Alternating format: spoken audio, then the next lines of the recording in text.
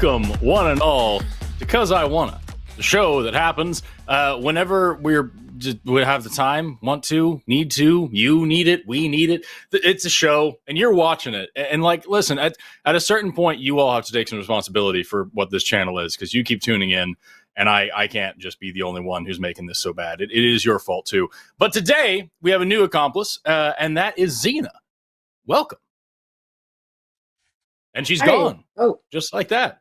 I think I just disappeared. I don't know what happened.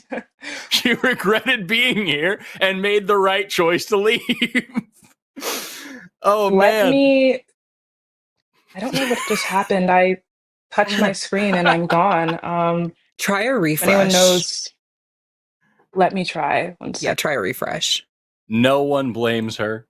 Nobody can hold her, any kind of fault for this. This is just, there she is. All right.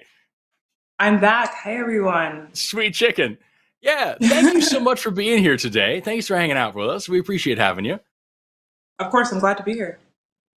I just discovered you recently. Arden turned me on to your content, and it's fantastic.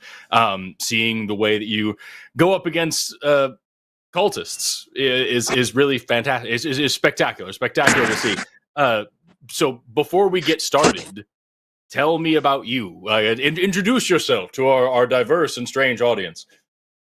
Well, hello everyone. I'm Zina. It's interesting. Don't really know where to start, but you might have seen me on Jubilee. I've done a couple of debates on there. I guess you could call me a political content creator, as well as kind of up-and-coming debater. I talk about all things social science related, politics, and definitely have been dabbling in philosophy recently. So yeah, that's pretty much it. I love that. And like you said, you've done some Jubilee things. I've seen a little bit of you on Jubilee. What would you say are some highlights that people can look for? Yeah, so I've done, as of now, 2 Jubilee debates, and you can be ready to see another one coming up this Sunday. I've done one with Jordan Peterson where we discussed his religious views. And then I have done one with Candace Owens on her views on feminism. Both are definitely interesting, engaging watches. So if anyone wants, whether to be educated or just to laugh, I would say any of them would be a good pick. It definitely is easy to laugh when you watch, like, I saw the Jordan Peterson one first. And then I saw you talking to Charlie Kirk on a college campus as well.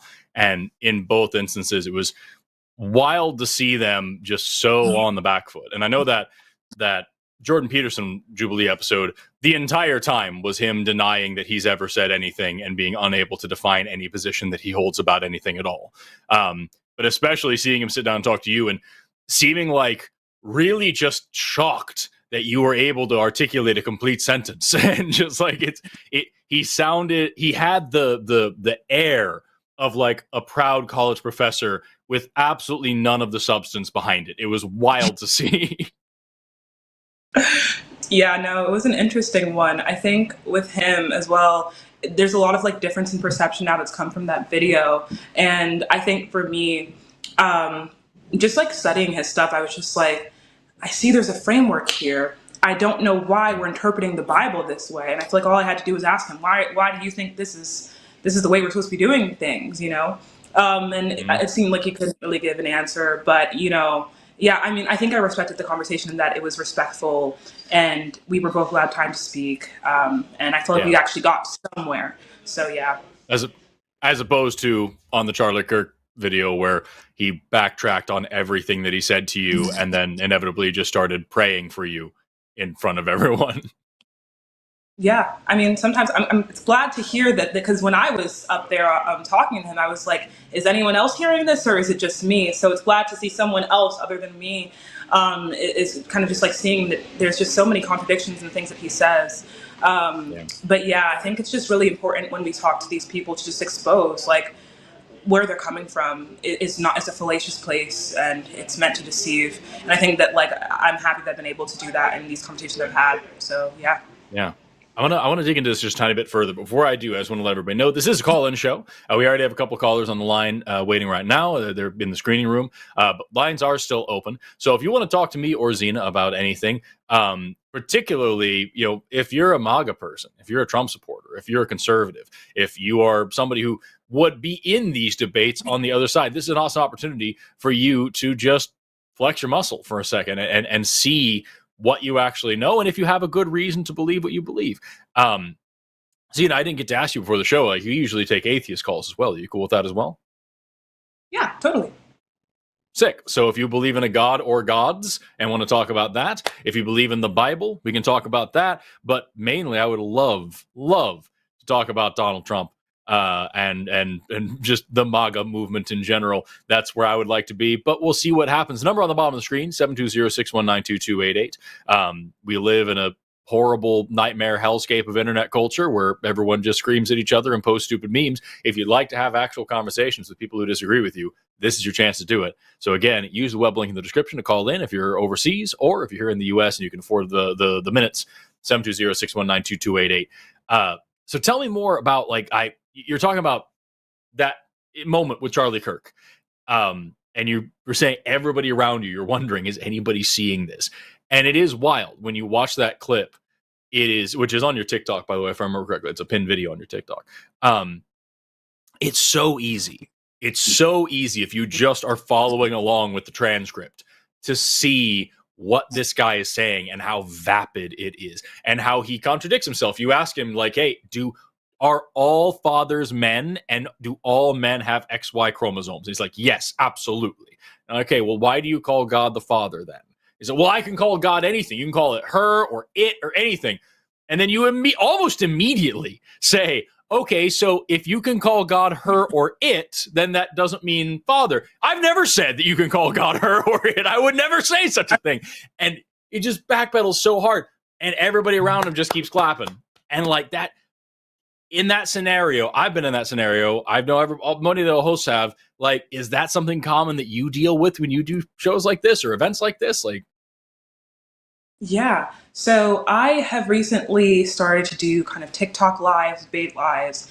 And it's so interesting because the people who kind of flock to these lives, I've noticed that for my life specifically, it's like these very dogmatic, whether they be theists or MAGA people who have these just like long trains of thought. And you'll point out just blatant contradictions in these just like dialogue trees, I kind of like to call it. And you just end up seeing that like the people who are swarming to find these, like to kind of support these people, are just spamming the same words over and over again. You're getting cooked, or you don't know what you're talking about. Oh, like LW. It's just like I've just noticed that I'm just like literally like to me, I'm a very literal, I think, person, especially when it comes to politics. So when I can blatantly see a contradiction that I'm kind of showcasing, and I'm just met with a bunch of people just almost chanting the opposite. I'm just like, what kind of age are we living in where like this type of critical thought is either being blatantly ignored or we're unable to engage, and instead we're just like picking a party. So that's kind of how it feels for me. And yeah, in that space, especially when for the most part I was kind of just one of very few women and non-MAGA people. So it was just very overwhelming and concerning to just see how many people are rallying just more for a feeling rather than actual logic. So yeah. No, I get that. And that is something that I notice. I don't think it has, I don't want to sound like some old fogey, like, oh, these young people and this new culture of blah, blah, blah. I think it just has to do with the way that we have discourse on the internet, especially TikTok, has really shaped the way that we talk and the way that we talk about these things, where it really just is, what is the ratio like? Depends on, that's, it's not what are your arguments. It's not, do you have evidence for what you're saying? It's none of that. It is just, okay, what's the comment section? What's the vibe? And I find that a lot of the times when we see people like Charlie Kirk, or to a lesser degree, I suppose, Candace Owens as well, and we see this kind of culture surrounding them where it's just like, it's hive mind, it's groupthink. There's not anybody who wants to sit down and actually hash out their own beliefs. They kind of just look at their buddies and they feel the crowd, and that's where it tends to go.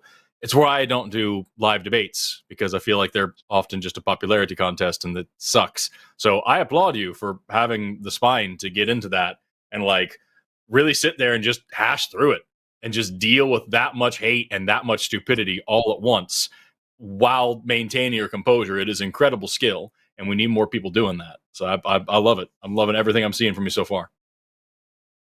Thank you so much. Really do appreciate it. Yeah. Oh, that's very, yeah. Really quick, let's talk for a second, because we have some callers coming in. We lost. God called in. Someone identifying themselves as God called in, and then they dropped. Damn. Well, I guess we'll have to settle for this one then. Let's talk to Rob, pronouns he, him, calling in all the way from Spain, who wants to know why we don't have atheist political leaders. Rob, you're on the line with Forrest and Zina. How are you doing today?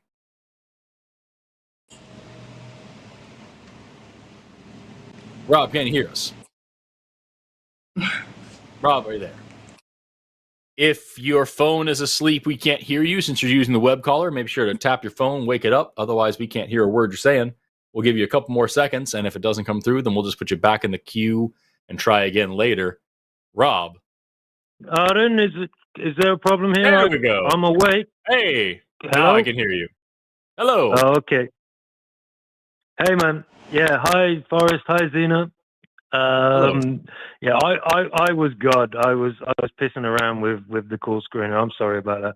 But yeah. Oh, okay, good. Well, we got to sort it out. So my sort of question, sort of argument is about the political spectrum in the West and all over the world, really. We don't have. Why can't we have an atheist political leader? Why can't we? Like nobody can get up and say. And I'm sure in the USA and in the UK where I was born and grew up, and here in Spain now as well, I'm sure there are a bunch of atheists in the political sphere, in Congress, in Senate and stuff like that. But nobody can be honest, and nobody can open up, and nobody can say, I'm an atheist. And, you know, I grant you your freedom of religion and everything like that, but I'm gonna rule my constituency in a secular way. Why is that so difficult in 2025? Why can't we have any open atheists in politics? I definitely have an answer, but I'd love to hear Zina's first. Oh, sorry? I was saying I definitely have an answer, but I would love to hear yours first. Yeah, of course. Well, what you're saying, you know, right, is kind of reminding me of kind of just like, I'm a sociology major, and we learn a lot about these kind of like shifts socially that we have while still kind of retaining the, you know, structural paradigms of the past. And I think even despite the fact that it seems, and I do believe that we've come a far way in regards to just like attacking structural biases in politics and economics, et cetera, in the West. I think what's really kind of going on is that we still see remnants of like kind of this old archaic way of doing things that is usually led by kind of religion and kind of this belief, which is nothing wrong with that. There's nothing wrong with religion, but a lot of times the beliefs kind of associated with religion, this structure, also kind of promote other sort of elitists. And sorry, by the way, I live in LA, so it's a little bit loud outside. So if you hear anything like that, cool. I apologize. But I think what we're kind of seeing when we see people still kind of very afraid of kind of just like coming out, and again, let me just wait for that. Okay. Jeez, bro, we get it. Calm down. I know. It's LA, man. It's LA. But we still see this fear of kind of totally embracing kind of, you know, atheism and kind of like this new order, because I don't think we're kind of out of this system of the past yet. And I think that we see that in the disparities that we see systemically on the lines of race, gender, class, even just like religion, regardless of the fact that our laws have changed. So I think that we're seeing like the just systemic and social residues of kind of a system of the past, and we're trying to move past, you know, the structure has changed. Now we need to change our ideologies from clinging to the past. So that's kind of the way I see it in like a very broad sense. But yeah. Rob, what do you think about it? Yeah, I think I don't want to compare atheism to other sort of oppressed systems at all. But I want to say about a glass ceiling. You know, I want to say that somebody needs to break that shit. Somebody needs to go in there.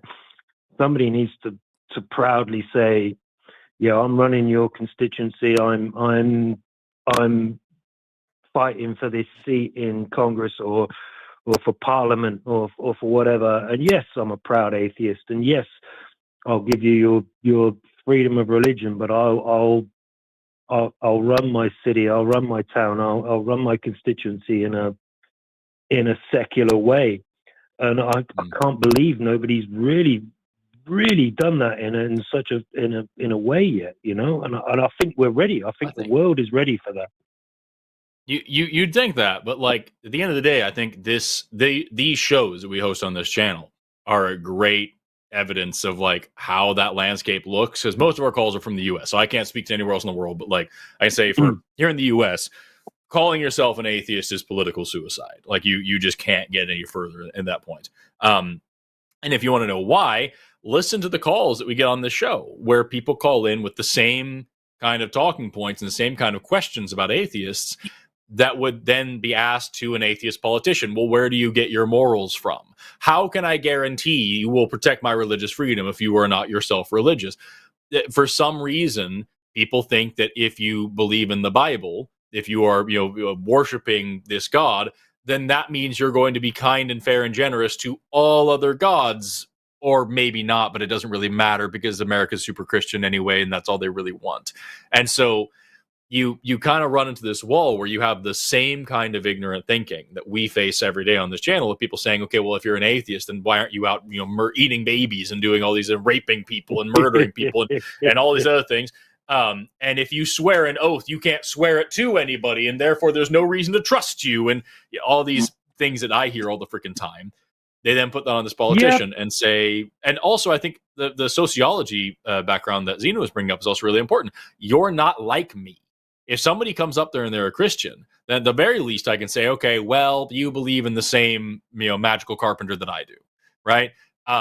If there's anything else beyond that, you're a Democrat, you're a socialist, you're, you whatever else. Well, at least I know that we have some common ground here that we can talk about. If you're an atheist, the way we paint that in this country, especially since the Cold War, is so evil and so heartless and so hopeless and so just crass and cruel and demonic and everything. So like that's now the kind of motif that you have to go up against. You have to prove to people that you're good rather than trying to talk to them about your policy. You first have to prove to them that you're a human being, and then you can talk policy. And that's a whole other problem. But doesn't Zoran Mamdani's success kind of prove that wrong? I know he's not an atheist. No. I mean, he's a Muslim. But isn't a Muslim worse than an atheist in the US? It is not. Polls show that it is not.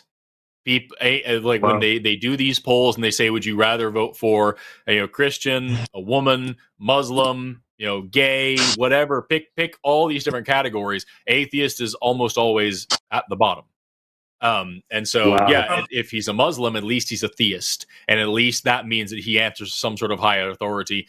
Even the most MAGA person in the world is going to be like, oh, well, I hate this religion and I think they're all terrorists and blah, blah, blah. But at least he's not an atheist. It's kind of fun. Something that I would like to ask. I may even ask the next theist that calls in is, just if you had to pick, would you rather I be a Muslim or an atheist? I would like to explore that a little bit further. That sounds like fun. That would be that would be a cool thing. Your next president, is he a Muslim or an atheist? Those are your two options. Yeah, that's wild. Let me see if I can find those poll numbers, because that's one thing that I know I've seen. Let's see here. Here's Pew Research Center. Blah blah blah blah blah. I'll dig into this for just a second, and we'll find out if what I'm saying is still relevant today. Yes, here we go. Views of political traits. Percent of adults who would more or less likely to support a candidate for president based on these criteria. So much more likely, 50% more likely to vote for somebody who has served in the military. 22% more likely to vote for somebody who is an evangelical Christian.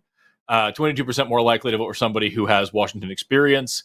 And when we go down, that's kind of where we're at, just in the general baseline, looking at these things. As we go down the less likely traits, 42% less likely to vote for a Muslim, 37% less likely to vote for somebody who's had an affair. See, what's another one? 26% less likely to vote for somebody who's gay or lesbian, 23% less likely to vote for somebody who's Mormon, 20% less likely to vote for somebody who's used marijuana in the past, 51% less likely to vote for somebody who does not believe in God. So Wow. overwhelming, Wow. almost 10% lower than someone who's Muslim. That's astonishing. That's astonishing. I mean, That's I grew up in the UK. From the I Pew live in Research Spain Center, now. that's from back in 2016, so maybe it's changed a little bit, but I don't think so. Sure. I mean, I grew up in the UK. I live in Spain now. The UK is going through a real crisis. I mean, when the US sneezes, the UK catches a cold, and the UK is now going through its Christian nationalist stage.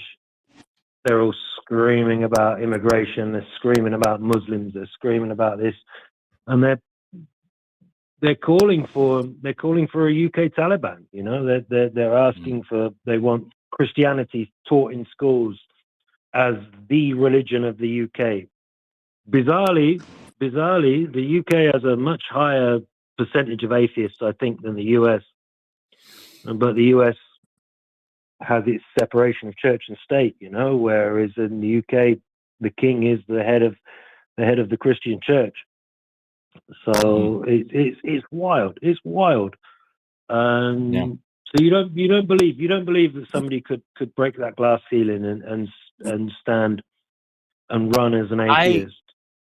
If you had asked me 3 to 5 years ago, I would have said all it would take is somebody to do it, and young people in particular would really be the guiding vote on that. We're seeing, unfortunately, in the past couple of years especially, I don't know what the percentage is. I'm just seeing a lot more young influencers coming out being super right-wing. So knowing their peers are listening to them, I don't know for sure as much, but I still have a lot of faith in Gen Z to be the people to help change that over. That's just well, Zina's facing him. Zina's facing him. The Charlie Kirks and the crazy.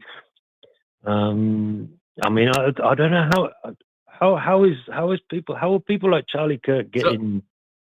Somebody is pointing out in the chat, they're saying that the UK's prime minister is apparently openly atheist. So I don't know if that's true or not, but that is what I'm seeing in the chat right now. I wouldn't say openly. Keir Starmer has been labeled as an atheist. I don't think he's ever really spoken about it. And he's jumped recently. He's jumped on the fact that his family's Jewish, and his support for Israel is due to his wife is Jewish, and he's talked about growing up following Jewish religions and stuff. I mean, he's just a snake who jumps on anything he can, really. But yeah, he's the son of a tool maker, and his dad definitely made a tool. Zina, what were you saying before I so rudely interrupted you? You're fine. No. I think that most of this problem kind of comes from our consumptions, I think, misconceptions about morality and how it works. There's so many different lenses to take. I think learning about biology also helps us as well. But mainly, you have this idea of like, there is no objective, morality that exists somewhere out there. Mainly, it's like this idea of like a God. It's like, then what do I do? That means that I can, or it would be okay if I did something that we can consider wrong.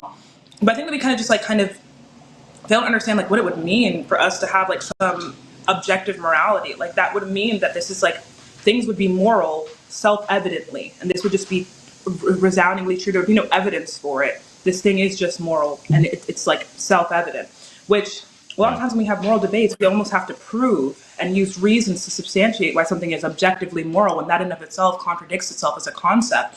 So I think it's like something being objectively moral oftentimes is almost like this, like it's a very difficult thing for us to really conceptualize. And people have like a lot of trouble realizing that maybe like our morality kind of comes from something that we can look at biologically, or morality kind of is something that we can use as a tool to promote things that we enjoy, like companionship, love, etc. And I always ask this question to conservatives. I think I had a video about this, but I asked them, like, why do you do your laundry every Saturday? Is it because God told you to? Like, if there was no God telling you, that you should be orderly, would you still be orderly? And the answer is probably yes, because you don't want, your space to be dirty. And that feeling of just like, ugh, like I don't want, like a dirty, messy place. I feel like that's wrong. Atheists, people who are atheists or agnostic, get that feeling from being bad to people. It's not like they're just baseless people who find it amazing to do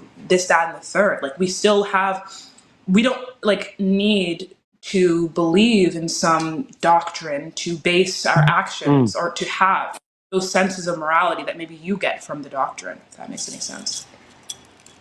No, 100%. 100%. I think just one more quick point. I'll let you have the last word and then we'll wrap up. Yeah. So I think Donald Trump based his entire stake. He won it all on being this charismatic businessman, and he was going to run the US like a business, and that was the way he was going to bring success to everything. I think if there was a charismatic scientist, he doesn't even have to be a great scientist. I mean, look at Trump's fucking business record. But a charismatic scientist who could come in and say, I'm gonna run the country in a scientific way. I think that could be a good counter. But yeah, that's my thoughts.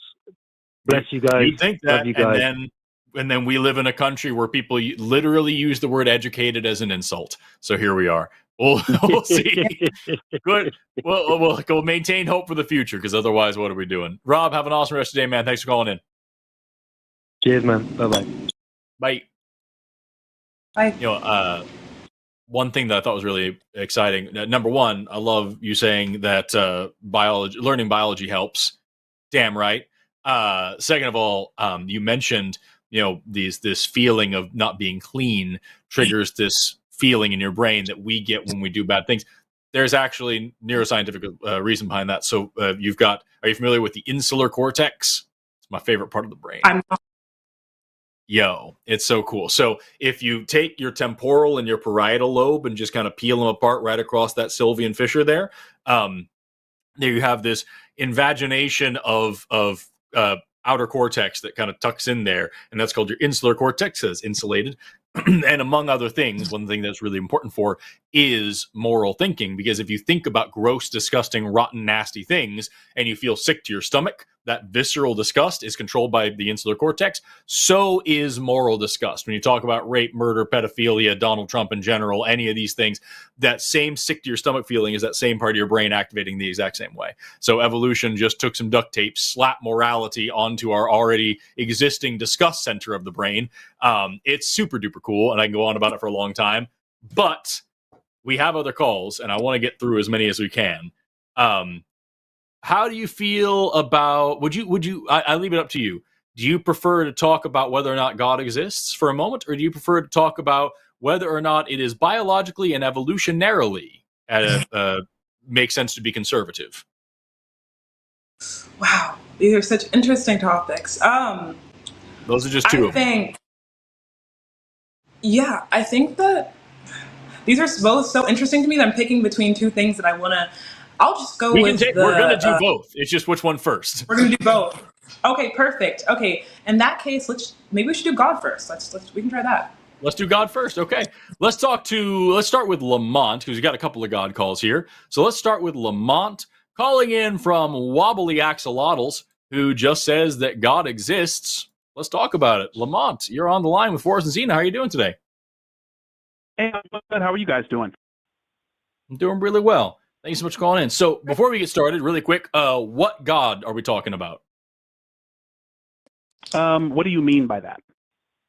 Like which God? Is it the God of the Bible? Is it the God of Islam? Is it, the Geechee Manitou? Is it, Native American gods? Is it Zeus? Is it Thor? Is it Poseidon? Like who are we talking about? I believe all of those entities have fundamental similarities and only superficial differences. So I guess I would classify myself as a mystic. Okay. So do you believe in one God or lots of them? I believe in one God. Lots Okay, of so you're a different interpretations, monotheist. though. Would you say that there is any particular interpretation of God that is the most accurate, No. or no? Okay, great. But I mean, So- I'm an idealist, so I think we can start from there. That it's reasonable to say that consciousness is fundamental, and out of consciousness arise things like perspectives. So first, you have like primary substrate of awareness, out of which come ideas and concepts. But all those ideas and concepts are transient, and after we die, we just go back to that fundamental subjectivity that God is. Cool. So like the Force. I wouldn't say force, because when you're saying force, you're talking about like energy, maybe, and that either has to be No, like kinetic I was or saying. potential. No, I was saying like the Force, like from Star Wars, where like when you die, you just go back to this kind of thing that's all encompassing and flows through everybody and stuff.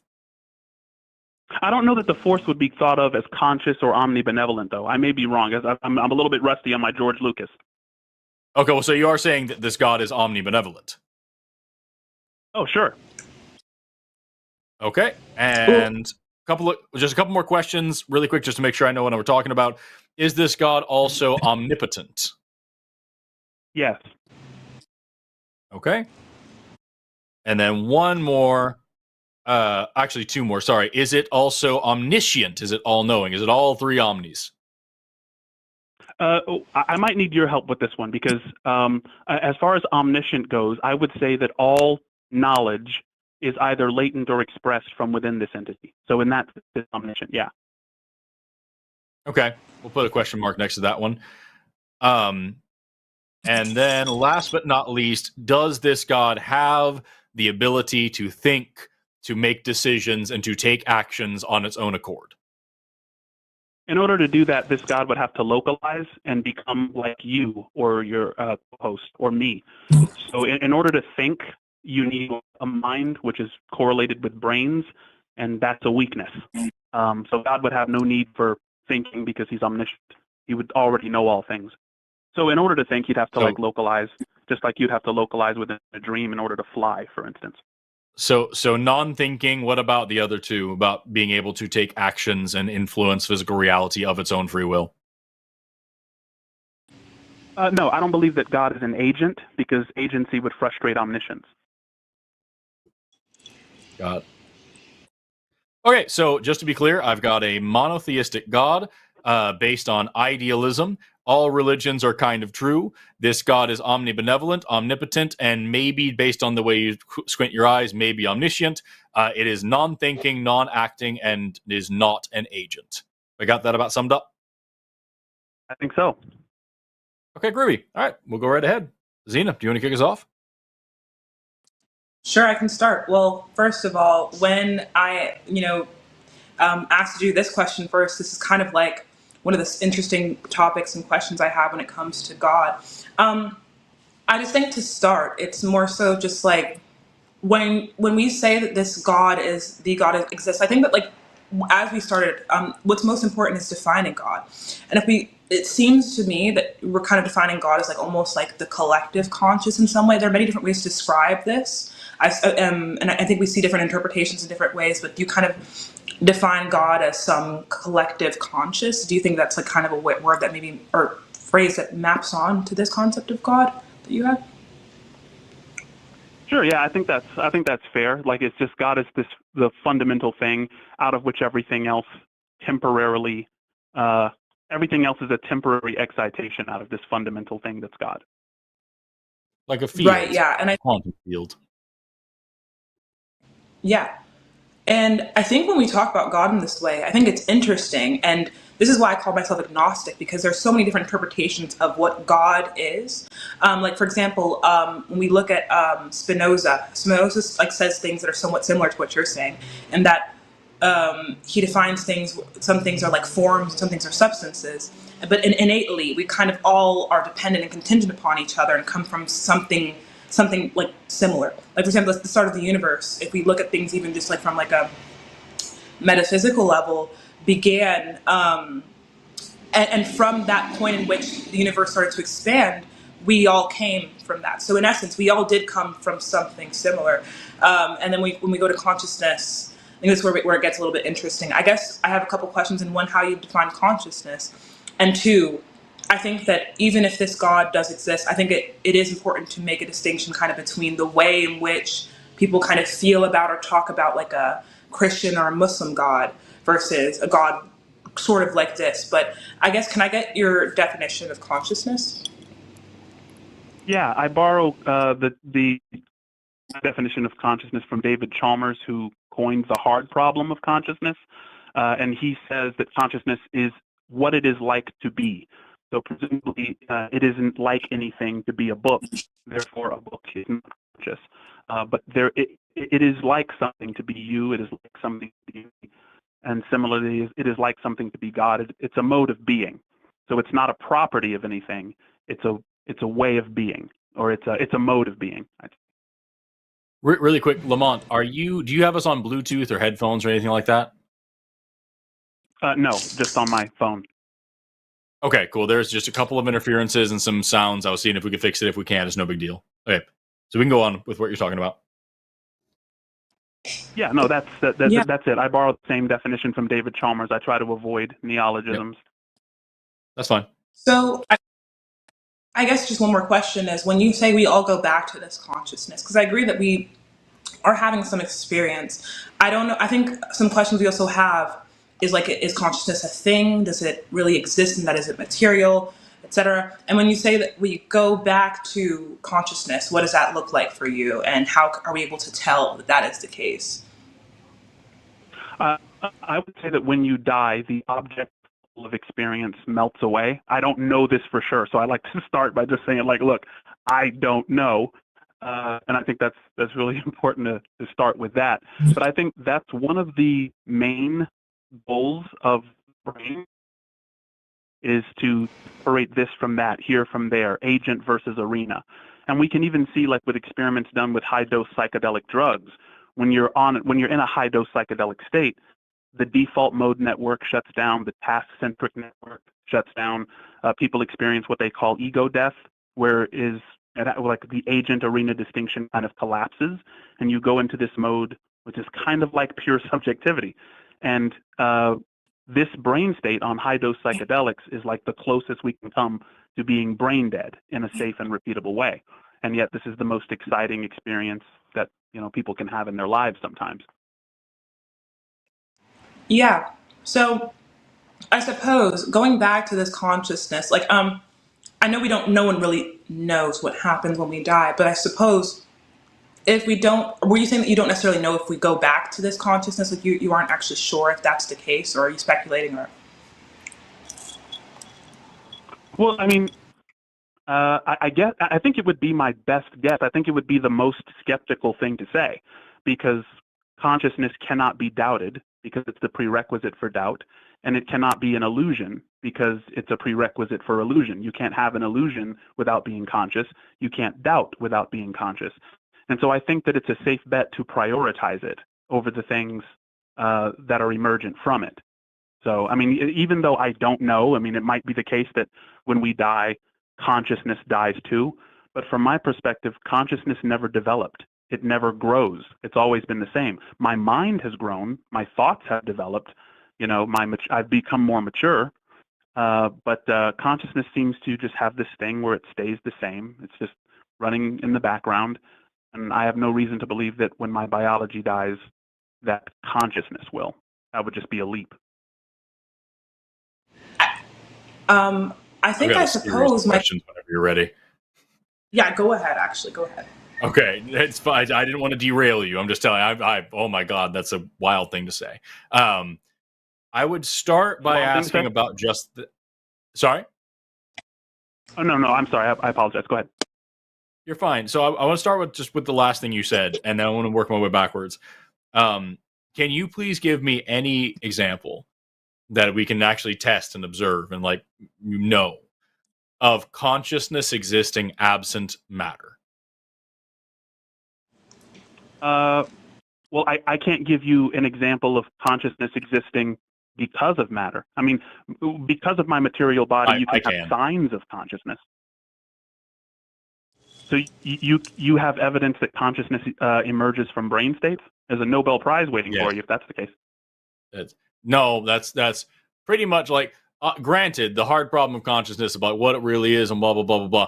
Like, sure, we don't know exactly what it is, but I think it's overwhelmingly evident that it is at least dependent on matter to exist. It is an emergent property.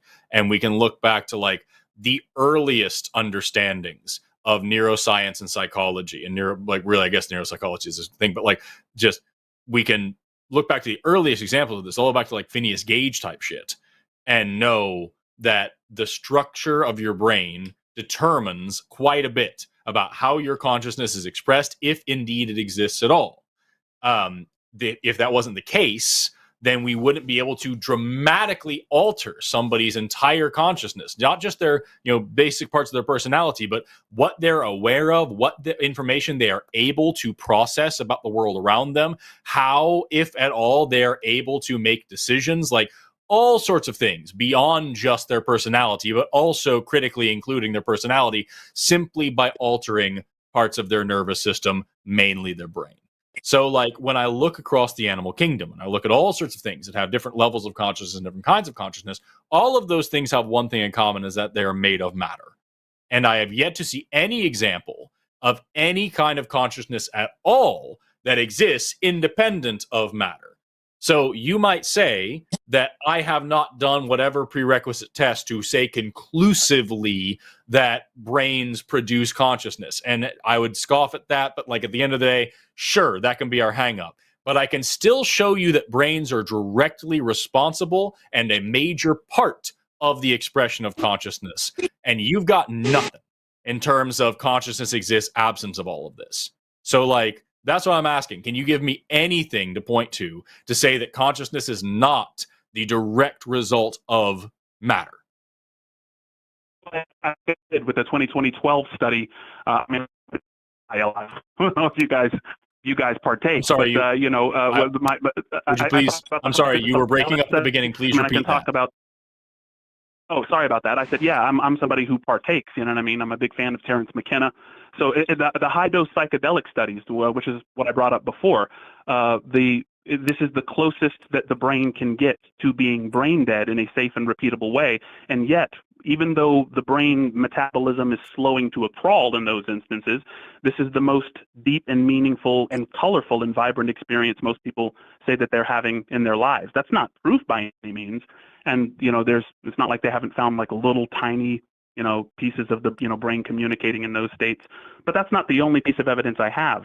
I mean, it's saying that consciousness emerges from brain states just because signs of consciousness are there is making the same mistake of saying that flames are responsible for combustion, right? Combustion can exist without flames. That's not accurate. Electrostatic can exist without light. So you are missing the point of what I'm saying. So let me use your examples to restate what I'm saying. When brain activity slows to a crawl, we call that a coma. And that's not exactly the most exciting part of a person's life. You are describing an altered mental state brought about by psychedelics. And yes, I have also done plenty of psychedelics in my life, and I have felt some altered brain states. It did not tell me anything new about the existence of consciousness, that it exists outside of me in any way. And if you have a study that says this person did X amount of acid, and now we have a reason to think that consciousness is ethereal and not related to matter at all, I'd love to see that study. But so far, no, that is. I didn't say you did. I didn't say you did. But that is what I'm asking for. I didn't say you did say those things. I am asking you specifically if you have any reason, any serious evidence of consciousness existing outside of, independent of matter. And you're giving me this runaround about psychedelics and stuff. And now you're also talking about this idea that we can, what was the last thing you said? Repeat it about the combustion. Pardon me. I was going to have you repeat it, but I remember exactly how you said it. You said that I'm saying that fire exists on its own, or fire is evidence of combustion, as opposed to, that's not at all what I'm saying. I am pointing to the fact that if you put hydrocarbons and oxygen together with heat, you then produce carbon dioxide and water. That is the chemical formula of combustion. Fire is the physical manifestation of that formula that you can see with your mind, or with your eyes. That is something that you can witness now, that chemical reaction taking place. So I'm not saying that the fire is showing evidence of, like, none of that. I am literally looking for the constituent parts here. And the constituent parts of consciousness is some kind of matter. I would argue it's neurons. But if you want to say something other than brains, I'm not going to get into nitpicky. It is matter. It is something that is made of atoms and takes up space and has mass. So do you have evidence, again, of any consciousness whatsoever that is verifiably independent of material, of matter? Okay, when we're talking about reduction bases in metaphysics, the world looks just as it should if materialism were true. The world also looks just as it should if idealism is true. The world looks just as it should if constitutive panpsychism is true. Physicists don't care about metaphysics. What I'm saying is I'm starting with a different assumption. And I'm wondering, because what you're saying is, I'm saying consciousness is fundamental. And now that's a guess, right? And I'll admit that to you. It may be true that there are some particles or some, I don't know, fairies, pixie dust, whatever it is that you might assume is floating outside of consciousness. But I'm saying consciousness is all we have. It's the thing that we know for sure exists. If you think something exists outside of awareness that gives rise to awareness itself, that is by definition completely blocked from any shred of evidence, even in principle. So if you believe which means in you're that, means you're one twitch away from the hard solipsism issue, and saying if consciousness is all you know to exist, your consciousness is all you know to exist, you're now in the same issue of saying I don't know that anything exists besides my brain or besides my mind. It gets you nowhere. I don't think so. And meanwhile, you're saying, okay, solve the problem of hard solipsism then. Yeah, I think it's easy. So the materialist wants us to believe in four things. Number one, that you are conscious. Number two, that others are conscious. Number three, that there is something outside of consciousness. And number four, that thing gives rise to consciousness itself. So the idealist takes the first two and just rejects the second two based on skepticism. So I'm going to say, number one, consciousness does exist because I can't doubt it and it can't be illusion. Number two, other people's consciousness exists, and I think even though I can't prove that your consciousness exists, I can believe that it's reasonable based on evidence. If you touch a hot stove, you're going to respond in general the same way that I do. So you just that described doesn't defeat an assertion. solipsism, as you know. Every philosopher knows hard solipsism can't be defeated. Yes, think which is what I just said to you, and then you said you could easily defeat it, and then you just described faith. You haven't done anything that you claim to be able to do, and I haven't even gotten into the actual serious questions about your God yet. I'm just trying to understand. You think in order to set up a defeater, you have to have a proof? I'm just trying to understand if you're saying that the whole universe looks as exactly as it should if there's materialism and idealism. Okay, on this planet right now, it looks exactly as it should if the sun orbited the Earth. It would look the exact way. How can we actually then verify whether the sun orbits the Earth or the Earth orbits the sun? We can actually do some tests and figure that out. You are now telling me that at the end of the day, you just have to make an assumption, and that isn't reasonable to me. No, Zina has something to say. Not at all. No, you've misheard me. The universe looks just as it should if there's a teapot orbiting Saturn. I'm asking for evidence that there is such a teapot. You and I both believe and agree that there is awareness. I have provided you evidence. I have provided evidence. I have provided evidence. I'm going to just put you on mute for a second because you need to hear me. I have provided evidence, and just so many better scientists than I will ever be. I provided just more evidence than we can possibly imagine that consciousness is at least seriously associated with matter. I am asking you for any evidence whatsoever that consciousness can exist absent of matter, and we've gotten nowhere. Zina, you had something you wanted to say before I bring the Lamont back. Yeah, for sure. And I think also the biggest fundamental issue we're kind of like running into is like, what does exist truly mean? Like in that, like, what do you mean when you say that consciousness exists? Like, what are we kind of positing to be that case? I think many materialists will take that like existence means that something is actually like materially like there, like maybe it's made up of matter or something of the sort. I guess like when we talk about consciousness, I suppose the real question is like, what do you mean when you say that consciousness exists, or like that thoughts, or like maybe like a thought exists or an idea exists in general? I think that's like the biggest issue here. And I think when we kind of just like look at like science and biology, or pretty much any just like structured kind of inquiry, we're always looking at associations to determine like cause and effect. And even in philosophy, we have like the PSR, etc., and these ideas that like, you know, such things have effects. And when we look at things being associated with each other multiple times over and over and over again, we come to some conclusion that one thing causes the other thing, etc. So when we look at, I think like what we're trying to see here, Forrest, is like, what we're trying to say here is that we're seeing associations with the brain and matter produce a conscious experience. Like it seems to be the case that conscious experience is associated with like matter and like the brain, and we don't. And I guess the biggest question is what do you mean when you say consciousness exists, and how can something exist if it's not matter, kind of outside of the brain? I guess is just like a really big question I have in regards to like your theory of consciousness. All right, Lamont, we'll bring you back. Yeah. So to answer you first, and then I will get to her. I don't know I heard your name after that. But you mentioned consciousness being associated with matter.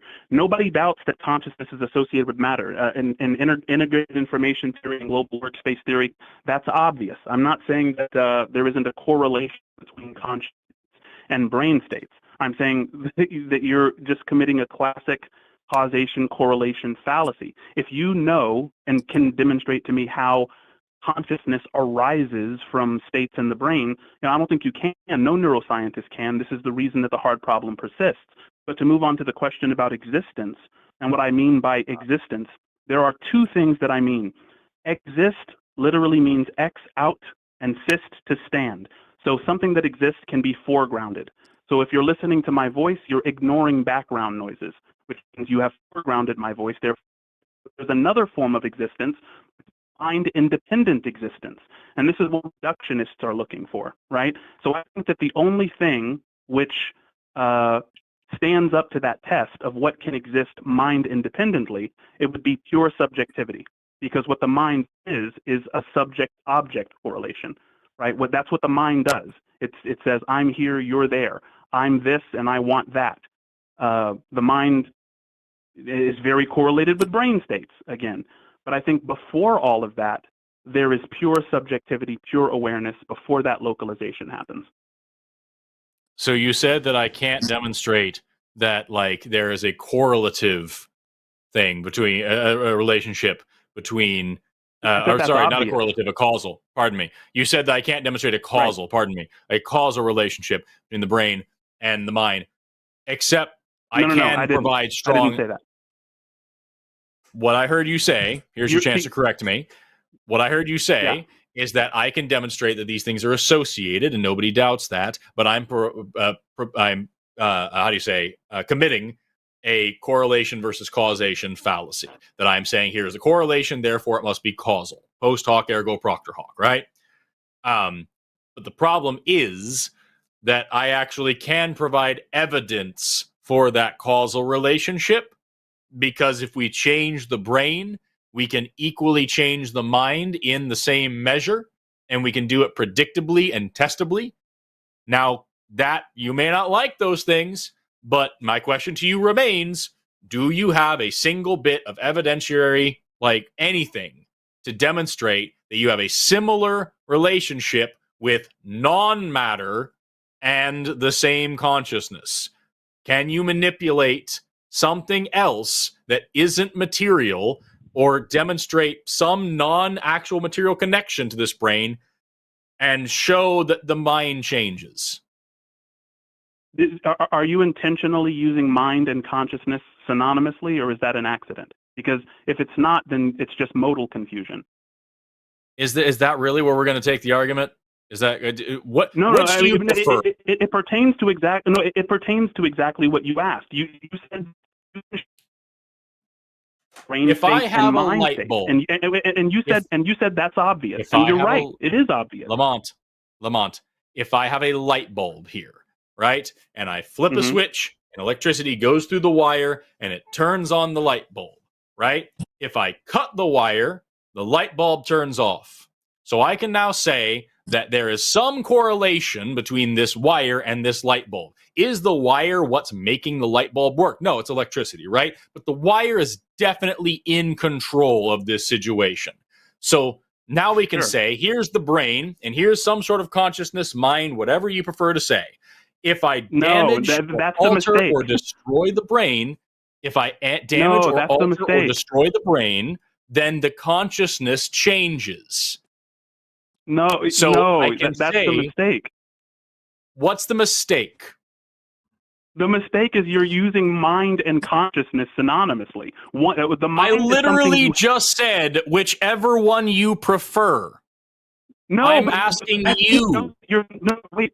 That shows that you're confused, though, because the mind is something I gave it to you. I didn't make a statement. I asked you which you prefer. Consciousness is something you are. I don't care which one. I said whichever you prefer. I think, are you talking about awareness? Okay, so show me, if you can, like now that you understand the distinction here, can you give me an example? Your distinction. Okay, fine. That's okay. I would love to have whatever conversation you're having, but I'm stuck in this one. Okay, fair enough. Let's get rid of the meta. I'm going to ask you a simple question. Now that you know we're not talking about mind and we're talking about awareness. I never said we weren't. Can you? That's fine. Don't take it personally. Maybe I misunderstood. I'll put it on me. Here's the question. Thing to get hung up on.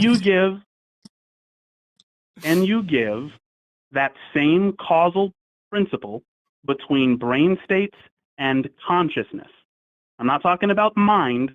I'm talking about consciousness, which is pre-mental. Your mind develops. I'm not talking about that. That's something you have. I'm talking about what you are. Are you talking about, I think, are you referring to just like the brute fact of like awareness, as in like animals have awareness and so do like humans. And when we like change the brain, that awareness can show up differently. Like you can have different thoughts and different ideas, but that awareness is still there. Is that the substance you're talking about? Now you're getting it. You're understanding it. A housefly has awareness. Its mind is less developed and less capable of development than the human mind, because the human mind is correlated with a very powerful brain. So I'm not talking about mind. We agree on that mind and brain are correlated. I'm talking about pure subjectivity, awareness from which mind emerges and develops. Now, I think, right, so here's where I can try to like give some of my slight biological understanding. So we know that like humans, as they develop, like fetuses, for example, at 24 to 28 weeks, we start to see like connections in I'm going to try to say it right, but the hypothalamo-cortical connections start to happen. And that's when we know that something like consciousness begins to arise. Again, biologists are still having a super hard time with consciousness. It's a difficult thing. We do know that, again, matter is greatly associated with like this conscious experience. And I think this is where again, I start to get to this with this confusion of like what you mean by existing mind independent. Because like I think you gave some sort of you gave something, but it didn't really, I think, point to me of like what something existing really means. Like if we know that like from everything that we've seen thus far, that you need some of these connections and something like a braid, right, to form this experience. Where are you getting this idea that this awareness exists outside of this matter thing we got in our head? You know, I think that's kind of where, again, I could be misunderstood. I think, I think another piece of evidence for this is that our brain only gives us a filtered version of consciousness. We have limited access to the light spectrum. Yeah, the first thing you learn in acoustic and articulatory phonetics, which is what I'm studying right now in cognitive science, that the universe is essentially silent. So when a sound wave goes into your ear, the eardrum vibrates, the cochlea translates that vibration into electrical signals. None of that is sound. The universe is actually silent. So what science is telling us is that most of the things that you take for granted, such as the bookshelf behind Forrest, if you look at those books, right, the colors, those are transjective properties. They're not objective. The shape of the books, the texture of the books, all like your brain is making all of that up right now, right? And you're seeing a very low resolution image of reality. So I'm saying, what is mind independent reality like? And I think it is purely subjective because the objective distinction depends on the brain. So when the brain goes, that's all that goes. That's what goes with it. Objectivity. Right, but is that so I think we're presuming that that this mind independent reality, this gets into loads of different questions, but let's presume that there is some reality that exists outside of our minds, right? Is that what you're calling consciousness? Yes, that's what I'm calling pure awareness. Yeah. I think that's just it's almost like using the wrong word, right? I think that consciousness and the way that we know it describes almost the way in which we kind of self-interrogate. It's again let's call it this awareness thing. If we didn't have without a single awareness, there's nothing to be aware. So I think a better way to describe that is just unfiltered reality. I don't know if the right word to use is consciousness for that. I mean, I guess I think that's just the biggest thing, right? I think that we're all, again, animals, bugs, insects, anything living is experiencing this outer world that we're presuming exists, right? Differently. But to presume that outer world is then pure consciousness or something, I think that would then be, to me, the leap. But I can take it to Forrest now or anyone else. What is a better candidate? And maybe that's for both of you, and then I'll get off the line. No, you go ahead first, Zina.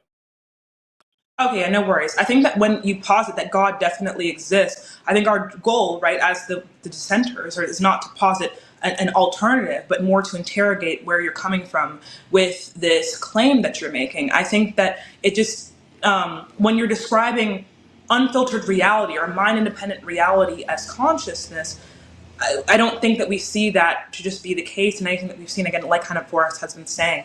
And I think that that's just almost how can consciousness that must be self-aware or must be aware, does pure awareness really exist if it's not a subject in and of itself? I think this is kind of where we get into a whole different other category issue. But I mean, that's kind of just where my thoughts are lying. And yeah, Forrest, you can take it away. I just want to throw out there, the answer to your initial question remains yes, because when I was saying that I have, a reason to assume or a reason to support this correlative causal relationship between matter and consciousness or mind or whatever you like to call it, and you threw a fucking tantrum about no, they're different things. I said that on purpose. I meant either one. So the question that you then followed up with and said, you're telling me that you think that there's a reason to say that consciousness itself is dependent. Yes, that's why I said that. I said it that way on purpose. I've been saying the same thing for this entire time. We are now 33 minutes into the call. I have a whole whiteboard full of notes about your God, and we haven't touched them because we've been sitting here arguing about the difference between consciousness and mind and matter and whether or not nothing can think. And I don't see any point in going forward. So Lamont, if you want to try again sometime and maybe we can talk about the God, I would love to do that.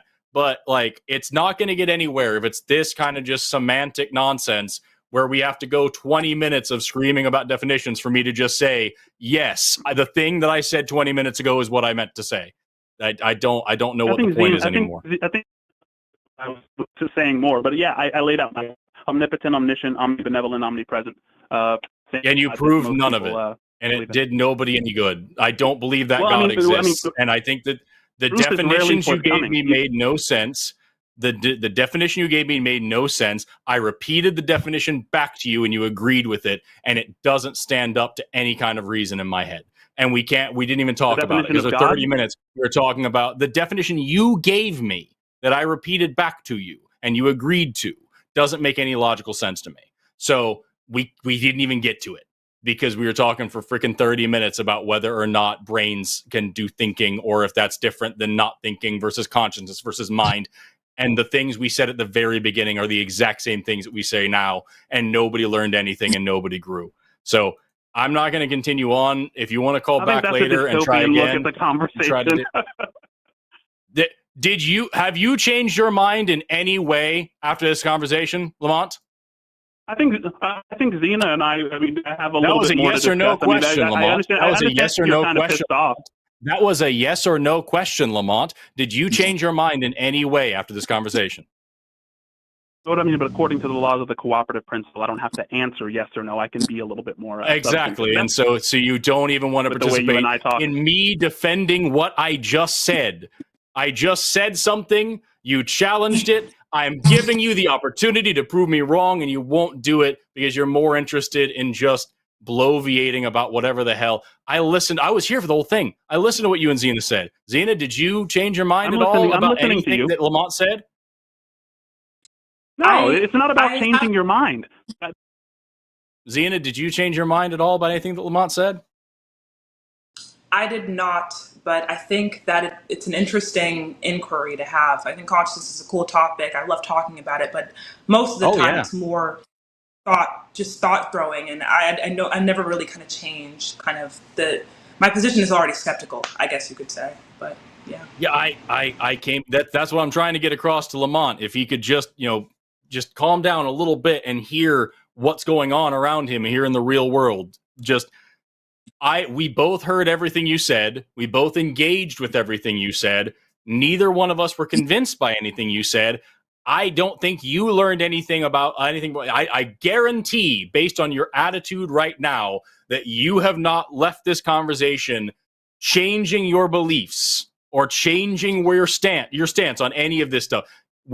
I'm not going to continue on because we are one breath away from the word qualia, and I will pull my eyeballs out. So I'm not doing it, dude. So if you want to call back in and try to actually talk about the God that you called in about, and that's what's on the call screen, I would love to do that. I don't think the definition of God that you gave me, that I repeated back to you, and you agreed was your definition of God, makes any kind of sense, and nothing you have given me over the past 36 minutes does anything to benefit that. So I'm going to move on now. Have an awesome rest of your day. God, that sucked. It's a lot of philosophical jargon. I've been in there for a couple months now. It's a lot. It's rough. It's real rough. It reminded me of your Jordan Peterson discussion. What do you mean by belief? I don't have to answer you yes or no because that's the contract as us as interlocutors. You see. Oh my God. Let's talk for a second to this person. We're going to keep on the God train. The person who said that it makes biological sense to be conservative, unfortunately, dropped. But hopefully they'll call back, and we can talk instead for a moment to Oscar. Pronouns, he, him. Calling in from clucking anteaters. Why are they clucking? You know what I mean? What's that all about? Who says God's evidence is obvious. Oscar, you're on the line with Forrest and Zina. How are you doing today? Yeah, I'm doing great after watching that. I just want to start this by saying he just slam dunked on you guys. But anyway. Oh, did he? That's great. Yeah. So you also believe in idealism then, or do you think just his argument style? Yeah, I mean, just the way he presented it was so beautiful. I'm just going to be agnostic to the proposition of idealism. But anyways, moving on. Bro, okay. Yeah, God. Hey, opinions exist. Obvious. So what? Let's start with the same place we did with him, and let's see maybe you can slam dunk on us the way you think that he did. What God do you believe in? Yeah, the God. Okay, so Allah, the God of the Muslims. That would be fine, but I wouldn't consider myself a Muslim, yeah. Okay, so then you're talking about the God, which is Vishnu, the God of the Hindus. That wouldn't work either. I'm talking about the God. Okay, so it's certainly not the God, because both those guys go, oh, Quetzalcoatl, the God who controls the sun. Nope, those wouldn't be considered gods. Oh, they certainly were. Millions of worshippers. That's fine. That was just that wouldn't work. Just because a bunch of people follow and call something something doesn't make it something. Hey, it's going to be really important that you said that later on. So what the God are you talking about then? Yeah, the true God. Right. So we're talking about then, of course, Ra, the god of the sun with the eagle head. Nope. The true God. Oh, but that's the Thought true this God, is, though. We would call it just the prime mover. So Do you want to give when us a you little bit of say, so just to be clear, when you say the God, what you are actually talking about, this is why I'm bringing up all these other gods that everybody has said is the one true God and all these things. When you say the God, what you mean is your preferred interpretation of your preferred version of your preferred translation of your preferred style of your preferred philosophical framework of your preferred God. Nope, that's not what I'm saying at all. I'm using the Okay, analytical cool. definition of God. And that is the prime mover. be God? So when I ask you what God you believe in and you don't give me any details, I'm supposed to assume this whole philosophical, classical, blah, blah, blah, blah, blah that you believe in, or is that not how that works? It's not what I said at all. I said I believe in the God, and then you asked me what is that God, and I told you it's the prime mover. That doesn't tell me Prime anything. mover. Lots of religions have believed in a prime mover, and you don't believe in any of them. What do you think a prime mover is, Forrest? The word prime mover, as I've been fed it, usually is whoever started all of this. Before time and space and the universe and blah, blah, blah, you had to have something to kick all of this off. The first thing to make action, to make matter move, the prime mover is this God that people believe in. That's the way it's usually said to me. If that's not what you mean, I would love to hear it, because I keep just asking you what God you believe in, and you keep not giving me an answer. I gave you the answer 3 times now, and you defined what the prime mover mover. is. So clearly you know what I'm talking about. I think that Right, the issue that's- that we're coming across here is that multiple different types of people with multiple different types of interpretation have used the same, definition, right? Very vaguely. Usually they have a whole text that's a couple hundred pages to substantiate what they mean, right? When they say the prime mover, but usually there's a little bit more content than that, because that phrase is used so much by multiple different interpretations of God. So do you want to give us a little bit more context, or do you just want us to assume that you're a Christian or whatever? Yeah, that's fine. I didn't mention any text, by the way. I would just tell you We that I know. reject any Nobody text. said you did. Right. Are we having the I same understand what you said. conversation? No, I understand what you said, by the way. Yeah, you could consider me Then a why Christian, did you but throw I out something reject completely irrelevant? No, because she said there's multiple interpretations of God, and there's multiple religions with hundreds of texts that have these interpretations of God, and I would just tell you those wouldn't be God, so that wouldn't make sense. I told So you we're that kind of the getting a little definition bit of of a God is feel. just... Yeah, I told We're you trying that to the get a little bit of a definition feel of God what is just you mean. analytically true, by the way. Right. So you said the prime mover is God, right? I could say that, the universe expanded millions and billions of years ago, and that, force or whatever, right, that caused it to expand is God. It's the prime mover. It's the start of everything that we know today. Are you cool with that being God, or what? No, because the first thing that you said the prime mover is God. That wouldn't make sense. God is the prime mover. Second of all, Okay. no, the What? Big Bang would just explain. A equals A, Yeah, but A does not equal A. do you think that those things are synonymous? Exactly. Do you think that those things are synonymous? The prime mover is God. Do you know what that Yeah, means that when you say wouldn't that? that wouldn't make sense. That would imply that Yeah. no, that would imply that the prime mover, the definition of prime mover, would be distinct from being God. That does not What is imply the prime that. Saying mover? the prime mover is God does not Yeah, that wouldn't entail make that sense. there's something distinct. That doesn't make sense, because that's not what I said. I said the prime mover is God, right? So then, Yeah, and that then you wouldn't made make this sense. argument that this would mean that the prime mover is distinct from God. Nothing in that sentence entails that. Did you learn first grade grammar? What? I don't think you have. Oscar, can you see the screen? Can you see the screen where we are? Yes, I see two people that hate Jesus. Okay. Yeah, Oh, so you're you're Christian. wrong about that too. You're wrong about that too. But just really quick, Not it's wrong. going to take a second. It's going to take a second for it to show up on the screen, but I'm going to draw some on my whiteboard here. It says A equals B. Okay? A equals B. Now, my question to you, does it make no sense to say B equals A? If I say B doesn't equal A, does that mean, do these mean the same thing? Does this make any sense logically? If A equals B, can B not equal A? Is this possible?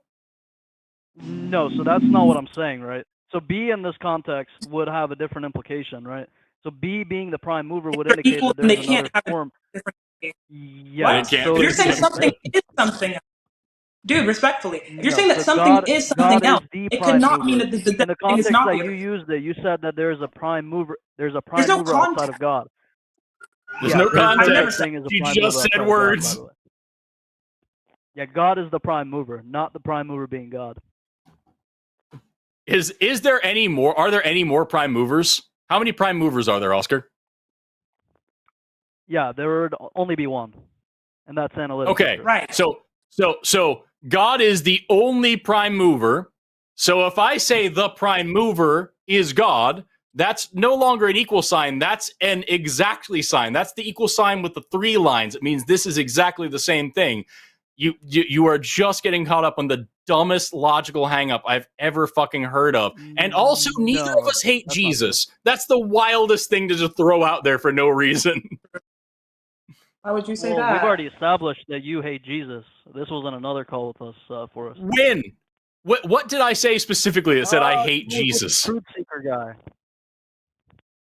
Who? The truth seeker guy. What's his name?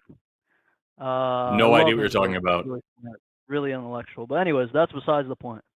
Yeah, so I see two people that hate Jesus and Do you don't understand. Do you How am I getting believe? this? Do you Anyways. believe in Darth? Do you believe in Darth Vader, Oscar? Do I believe in him? Yeah. Is he real? Yeah, what do you mean by believe, by the way? Do you think he's real? It's It's got Jordan Jordan Peterson Peterson. again. Well, I Right. Do you he's think Darth real. Vader is a real guy?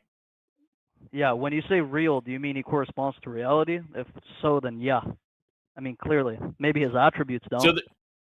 So you think that there is an actual physical person named Darth Vader who has a lightsaber and can manipulate the Force and lives on a starship flying around and all? You think those are all real things that really exist in the real world? Yeah, I just said to you that there could be a Darth Vader that doesn't have his attributes. Yeah, that's correct. So I don't know where you're getting the lightsaber from.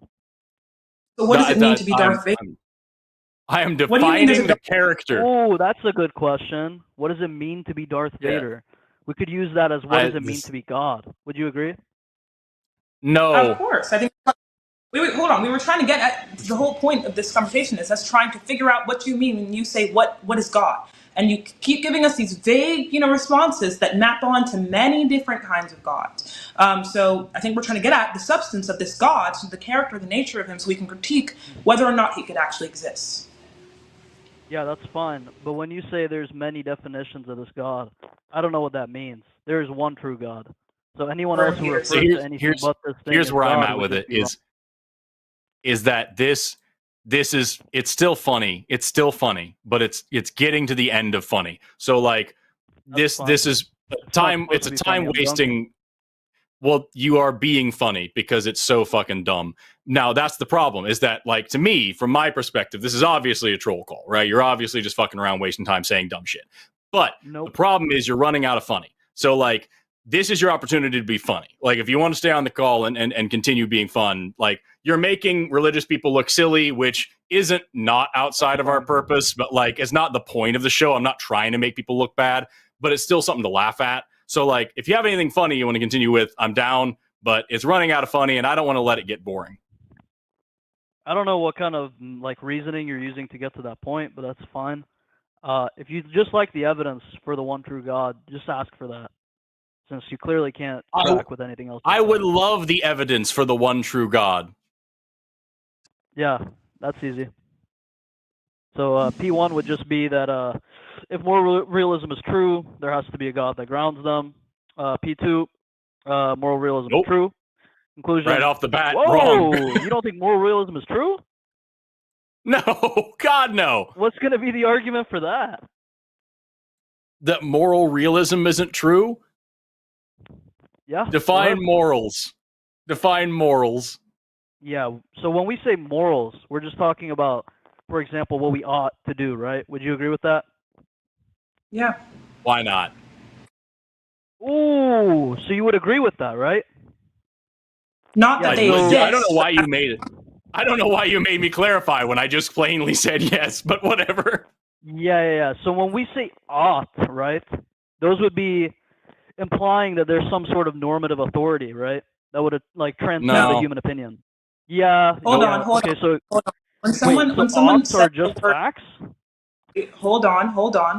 Let's just start here, right? There are many different ways that we use the word ought, right, in society, and some of them are used like in ways to propose moral realism, and some not. Usually, like people have some type of stance or some reason that, like attributes to some stance. So usually, like when we talk about an ought, it's somewhat descriptive, like underlyingly. For example, when you say you ought to do something, why? Because it'll be good for you. For example, if you say you ought to brush your teeth. The only way that you ought to brush your teeth, if we look at it, is if you want an outcome, is if you want your teeth to be cleaner, if you want your breath to smell good, etc. To prove that there is some stance independent reason is actually, it really doesn't make much sense. So, and also when we just look at this idea of like morals being objectively like true and objectively to be the case, to say something is moral in of itself and self-evidently moral, you can't even substantiate that, because that would mean that there is a reason, something underlying that moral principle, and the moral principle in of itself is fundamental. So there's also a problem there. So I also want to throw out there that, like, if the fundamental argument, even if I accept the premise that there is this thing as this standard of morality that is then given by this absolute moral giver, that still doesn't make it objective. That actually continues making it subjective. And because at the end of the day, morality is whatever this God says, and the God is a subject, so it is still subjective morality. Even if this God never changes its mind, it remains a subjective standard. So at the end of the day, I agree with what Zina said. The word ought is fuzzy in this way. It does not necessarily mean any kind of like higher order to things. And also, I don't think that like any kind of like morality is dependent upon the existence of humans making judgments about things. There is no morality on Jupiter, period, because there's nothing living on Jupiter to decide what is right or wrong. And so when we talk about us, morality is largely relative. Some things I could say I would hesitate to ever find a time that it's a good thing, but at the end of the day, every independent action is judged on its own merit and accord, and any God that exists that is what people would call a God, omnipotent, omnibenevolent, blah, blah, blah, could not exist under a framework where morality exists in any capacity, unless that God is, of course, incredibly evil. And see, just like that, Oscar, we squeezed blood from a stone. We actually got an interesting lesson out of your bullshit troll call. We made some use of it, and that's what this show is all about, making a bad thing good, as Rostamouse says. Making a bad thing good. And with that, I'm good. I don't see any point in entertaining a troll any further. What about you, Zina? Do you want to keep talking to Oscar? I'm okay. Yeah. Yeah. All right. Have an awesome rest of your day, Oscar. Tell your mom I said hi. Let's talk next. We've got several other people on the line. And we have, it looks like lines are closed for the evening. I'm sorry if you didn't get in. That's okay. We'll call next time. I think I'm on Sunday after dark this week as well, and also possibly Monday. So call those things. And if you want to talk to somebody smart, Zina is on TikTok and everywhere else. We'll make sure you have a chance to shout out your socials. Let's talk to AJ calling in from titillating X-rays. I guess they do tingle when you get them too much. I don't know. That's dumb. That's stupid. Wants to discuss religious experience. Says there is, quote, something that exists beyond. AJ, you're on the line with Forrest and Zina. How you doing today? Hey, how are you, man? I've been listening to your show for quite a while, and I really like you guys, and I just wanted to call in and say hi. Hey, how's it going? Right on. I appreciate you calling in. What God would you like to discuss? I actually don't fit in as a theist or an atheist, which is kind of confusing, I know. The problem is that I know for a fact that thought creates everything. Man's thinking creates everything. So all the gods, all the religions, they're all created out of man's thinking. So the deeper question then becomes, what is thinking and why are we thinking? And I guess the deepest question is, how do I know that I'm thinking? Thought creates everything. So we're back to idealism then. Not idealism. I mean, everything is thought. I mean, do you disagree with that? Yeah. Okay, tell me why. Because things, I believe, objectively exist outside of my thoughts, and I don't think anyone else thinking is what is causing those things to exist. You can stretch your definition, I guess, and say, like, this box of Charleston shoes is not a sponsor, is the result of thought, because somebody had to think up the recipe and design the machines and print the boxes and blah, blah, blah. But, like, objective reality, the earth exists, animals exist, right? Nobody thought them into existence. They were there before thought was a thing. Maybe not exactly the animals that are around today. Then the question is, how do I know that I exist? Cognito ergo sum. You know that you are thinking. You can. The one thing that first caller said that was accurate is that you cannot deny the existence of your own consciousness. I think that is an incomplete meditation on Rene Descartes' part, because the full and complete meditation should have been, or could have been, if I don't think, am I there at all? Yeah. You'd have to think about that to come up with an answer. So, like, I don't know what to tell you, bro. I suppose my question here is, like, what do you... It gets back to this whole existence thing. Like, I think that our thoughts characterize and shape the way that we move through some, reality, right? And obviously, the way that animals perceive and insects perceive and we perceive reality is different. But to say that the only thing that then exists is thoughts feels like a jump then that we're making. So once again, I guess, do you believe in, like, some reality that exists, or something tangible or material, whatever, that exists outside of your mind? I am of the school of thought that it is impossible to experience the reality of anything, anywhere, anytime. Nature did not design the organism for experience as such. Therefore, because all experience is based upon previously collected knowledge. If I don't know something, I can't experience it. And even in the identification of an experience is required memory, which is the past, which is previously acquired knowledge. How do I know that I'm experiencing something? Based off the framework of knowledge that I've collected. If I don't have a framework of knowledge that I have collected through the course of my life, I have no idea what I'm even experiencing. So experience is generated through collected knowledge. This is why I said that God is created through man's thought. All religions, all gods, all spiritualities, all of these things are man-made. They're created out of man's thought, out of the religious thinking of man. And as such, there is something in consciousness, which is, I think Rudolf Otto wrote about it in his book Das Heilige, which he says, the Mysterium Tremendum and the Mysterium Fascinans. Basically, the book is about the holiness of the numinosity of the human experience, or the capacity of the human mind to be able to experience numinous and deeply religious experiences that are like life transforming. And we do have that. I mean, that is a real thing that happens and occurs in this world. So what I wanted to say is that we can't prove anything. We can't go either way. We can't say God exists or doesn't exist. Religions are real or are not real. But what we can say is that the religious experience itself is real. Maybe not for you, but for some, and perhaps for you as well. Perhaps if you were to take a psychedelic and you have some sort of mindful. AJ, go ahead. AJ, please, Go ahead. Please back off the mic just like 3 feet. So my issue is, like, yes, I can agree with you. Religious experiences exist. I can also agree with you, or I can point out that, like, when people go to a Slayer concert, they have very similar experiences. And those experiences do not mean that Slayer is divine, it just means that they got into a good vibe. And so, like, if we can only agree that religions, that experiences exist, if we can settle on that experiences do in fact exist, that doesn't tell me anything about objective reality. And you can say, well, I think thoughts make everything.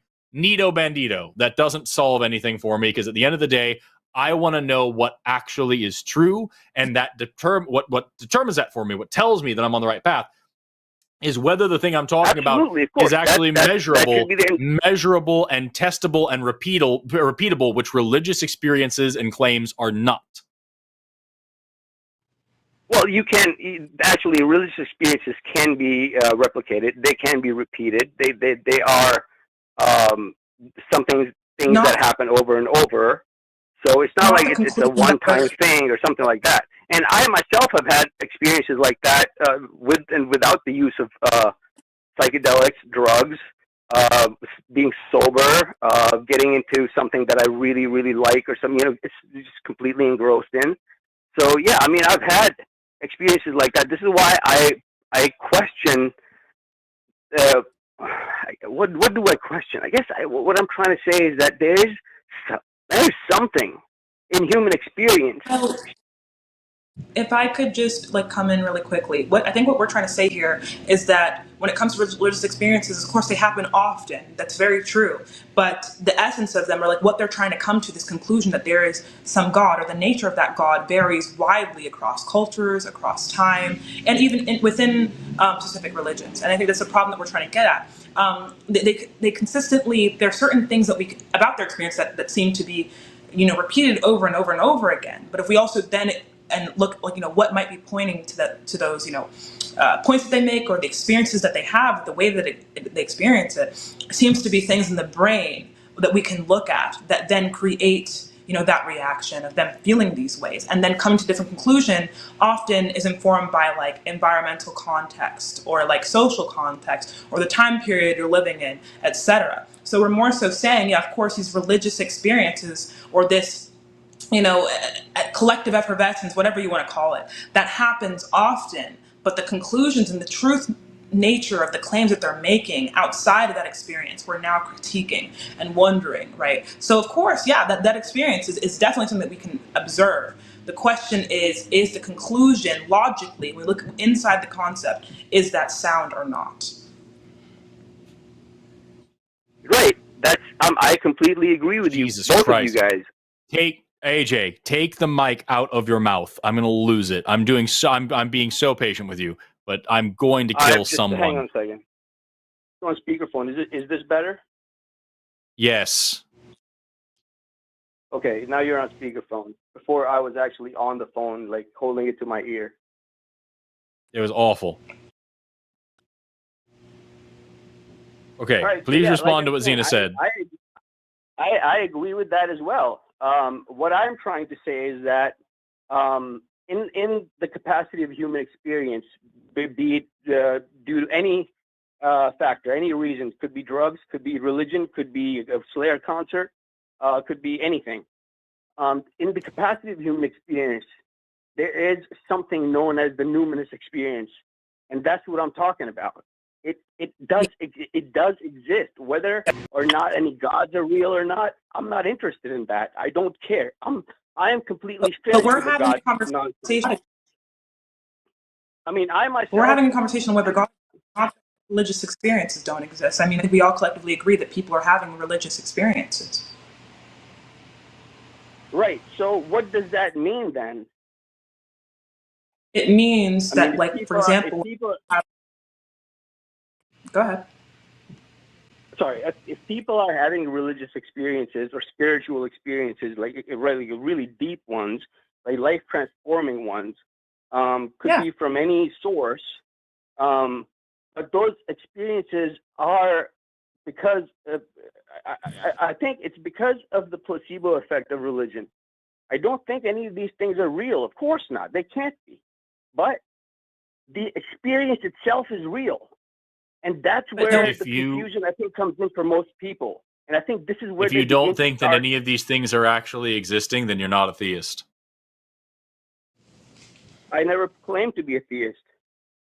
Yes, you did. You're listed as a theist caller. The call screener asked you if you're a theist or an atheist, and you put down theist. To be No. fair, No, I can vouch for the caller. He said he wasn't sure, and I said, for the purposes of this, it looks like you're a theist, but you should explain. And he did say that at the beginning of the call, that he wasn't sure exactly where he landed.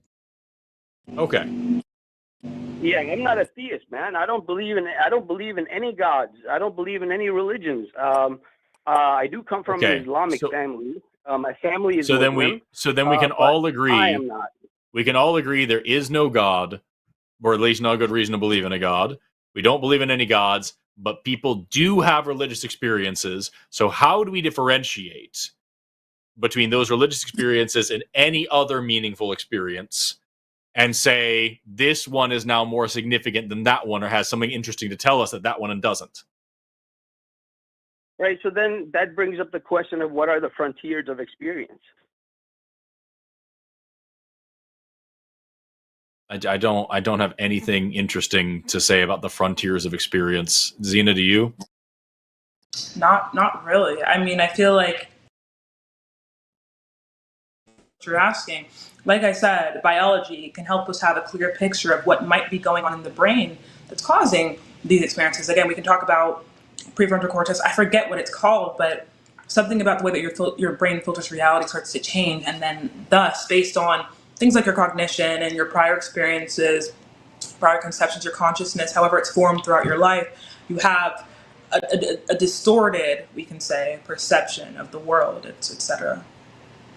Yeah, I am a biologist, and I want to study, like I study life, I study humans specifically, and like what we are and where we came from and what we do and what makes us special and all these cool things. None of it really gets me to the edge of experience. I don't even know how to test that or how I would quantify that. It's an entirely qualitative thing that I couldn't imagine getting a sample of.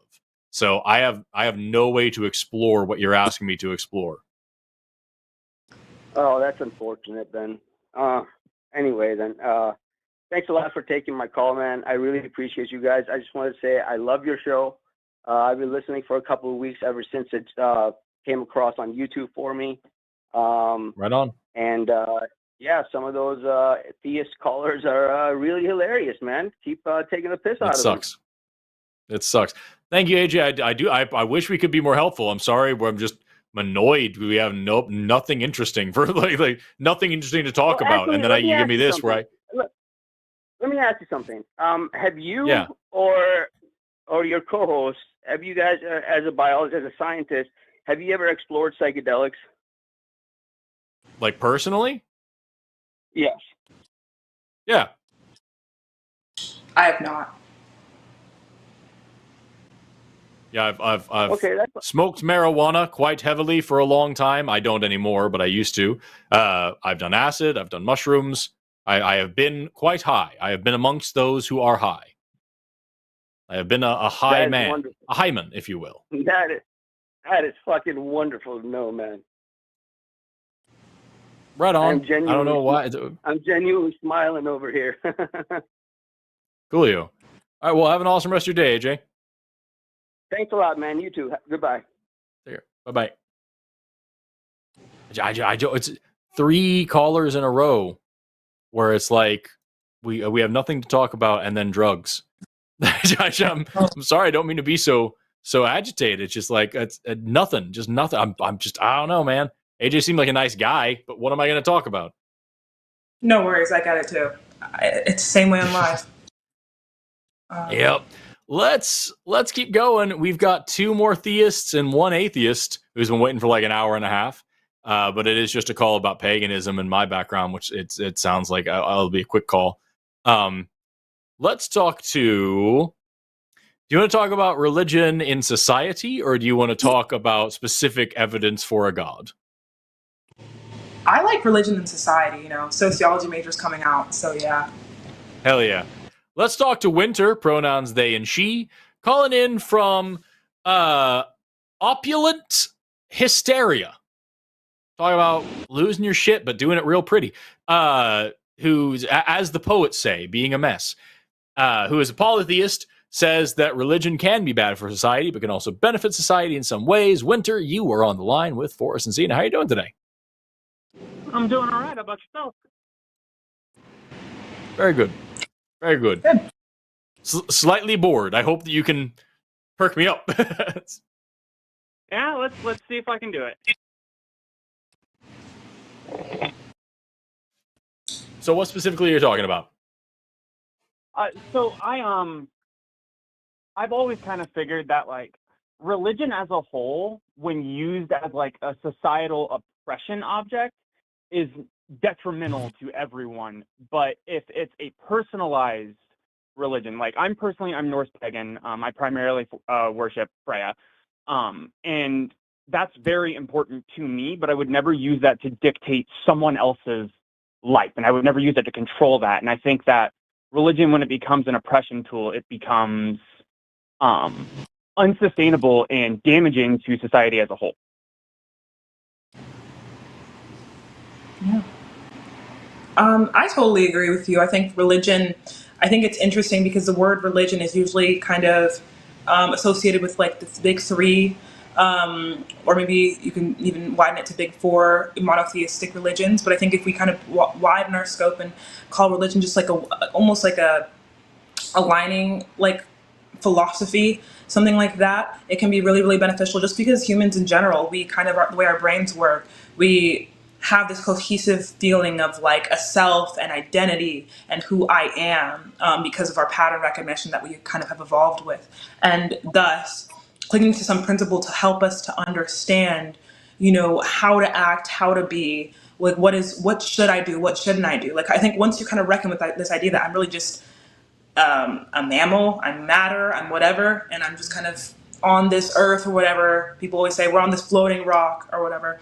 People can become a little afraid because they realize, is there anything objective about this reality? Is there anything objective about what I do? But I think having something to align you can be super important and helpful to not, I feel like, get bogged down or experience anything negative because of those thoughts or those questions.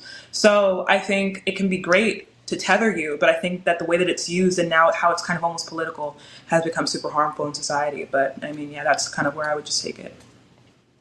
I get where Zina's coming from. I have a little bit more of an extreme idea in that, like, it's important to remember that there is no clear definition of religion at all. It's just my grad school anthropology textbook defines religion as belief in things that you cannot perceive with your five senses normally, which would mean that microbiology and chemistry are religions. You know what I mean? It's like, no. But it's important to point out that, like, in the broad context, from like an academic way, it's like ways of life. And like Zina was using the word here, just things that kind of ground you and tether you and like keep you, in one particular mindset, which happens to be a good one usually. I look at it from more of a colloquial perspective of like what it is in day-to-day life, the way that I see it all around me. And I don't see it as anything that grounds people. I see it as something that is a fetter. It binds people and keeps them held down. So like, I have a different perspective, but it's important to remember that because there is no real definition here that we're working with, it's really, really difficult to have this conversation without being pedantic as fuck. Yeah, personally, I view like that every religion exists in some capacity. Someone earlier had said something about it, like, if you think about it, it exists. But I feel more of like mythic literalism standpoint. I view that like if gods exist, right, and they exist to you, no one god could be by itself. Like logically, if one exists, they all must exist. And I kind of view it as like if that's what you worship, if you're a Christian and you believe in Christianity and you believe that you're going to go to heaven or hell based on your life, then that is real to you. It doesn't necessarily matter that it is real to anyone around you. And that kind of goes for any like religion that matters to someone. Does that make sense? I feel like oh, sorry, go ahead. No, please. Yeah. I feel like we're just kind of like, the word real here is super important because if something is real, as soon as you think of it, I think this kind of creates a lot of issues around like what we colloquially kind of like Forrest was saying, associate with like being real, etc. And I think what that entails, which you can have a conversation about that. But I don't think that, I think it's real is a term that I feel like it's okay to kind of gatekeep a little bit, because when we call certain things, like if I think up a system that disadvantages a bunch of people in my brain, and then I say that is a real system, that starts to invoke a lot of feeling in other people. Wait, that's actually real? Okay, anything can be real, and that kind of causes problems, just like socially, etc. So I wouldn't really say that all religions are real. I think we definitely need to define the word real in that context. I think that there is some harm in kind of just saying that any religion can be true or real, even if it is just to that person. I mean, I feel like that kind of takes away from the definition or understanding what we have of real at this point. But the biggest thing that I would have to say about it is, like, you know, giving it what I think just towards the rhetorical goals. It sounds you're going like it's real to you. It matters to you. It is the thing that impacts your life, and therefore blah blah blah. Like, all that is telling me is that it is completely arbitrary and that it is very, very prone to abuse. Because you mentioned specifically in what you were saying, like, you know, if you're a Christian, you believe you're going to heaven and hell, like, it doesn't matter if that's real, it matters to you.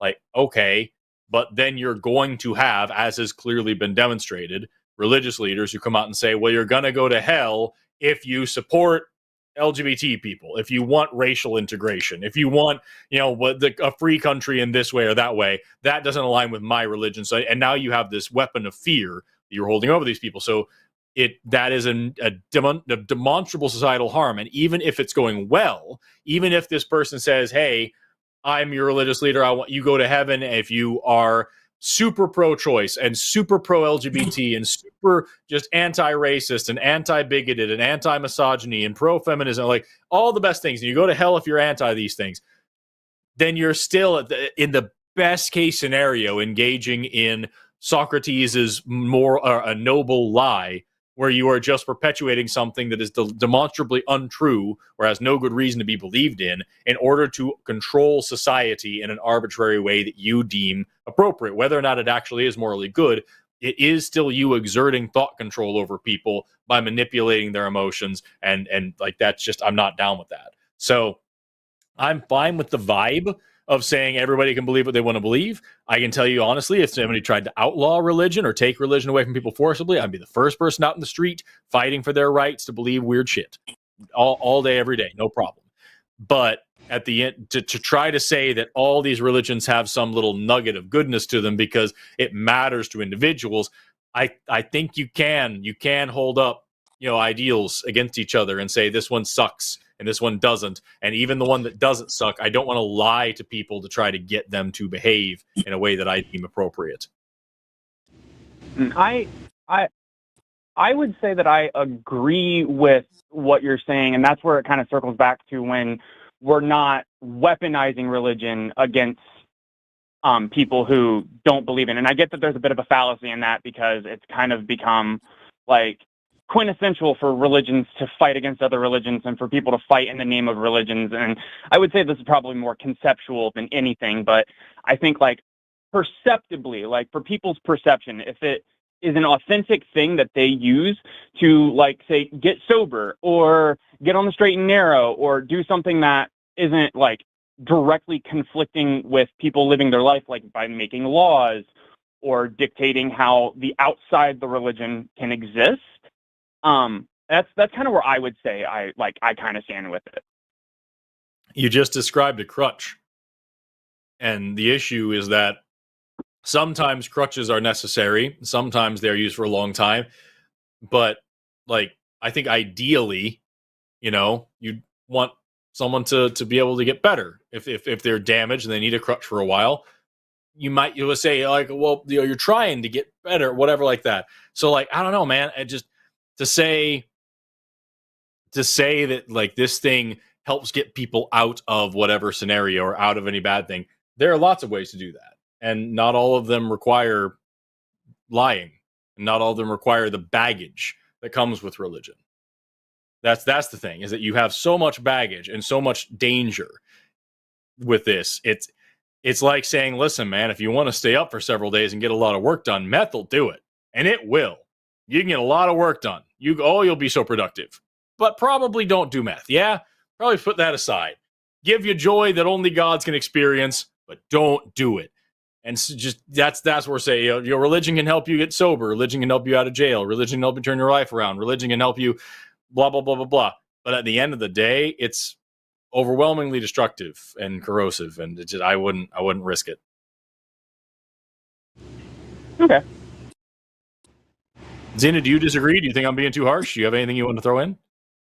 No, I think honestly what you explained that really also kind of brought me to kind of like another thought where I think as well, it's definitely something where societally in the past, I think hundreds and hundreds of years ago when we didn't have science, we didn't have all these different types of ways of inquiry, we couldn't really explain a lot of things with a lot of accuracy or confidence. And now we're kind of trying to update these crutches that we had in the past to explain these phenomenons, you know, and it's kind of just really difficult when we have all this information and we have science being taught in our schools that directly contradicts some of the stuff right in the books. So I think again, it's just the way that you kind of describe religion here, but I think it's best if we create a new framework for guiding our lives, whether it be philosophy, self-help books, whatever, that allow us to I guess, again, like I kind of said before, better ourselves, navigate our lives. And I don't think it would be so drastically different to religion today that maybe we wouldn't even call it religion. I think it would be better to kind of call it what it is, which is just kind of just like understanding our experiences, ourselves, gaining knowledge, whatever we want to call it. But yeah, I think that maybe religion it's almost like an archaic kind of way to describe coping with life. I mean, I think there are better ways, like he said, to do so. Yeah, that's where I'm at with it. Anyway, Winter, do you have anything else you want to add before we move on? No, I just, Forrest, I just wanted to tell you, I'm a huge fan. I've watched all of your Recteria videos, been a long time subscriber, so it was really, I'm really glad that I got the chance to talk to you guys, and I hope I made your days a little bit less pedantic. You definitely did. Thank you. I appreciate it. Absolutely. You guys have a wonderful day. Bye-bye. You too. You too. We've got 2 calls left. Can I take over the mic for a hot second before we take these last 2 calls? Is it do the tell people likes? Yes, we need to do a round of e-begging for the algorithm. Hit that like button, you guys. Let's get it to 666. We're at like 517 likes right now. It helps the channel so much. It's free. Really boosts our presence in the algorithm. Do all the free things, like, comment after the video, hit subscribe on this video, all those things. Helps us so much. Thank you. Give that like button a little tickle. We've got 2 callers left. One is a theist, one is an atheist. Let's talk to the theist first. We've got Eric. We're going to see him calling in all the way from India, who wants to talk about ether in the neck and brain. Eric, you're on the line with Forrest and Zina. What's going on?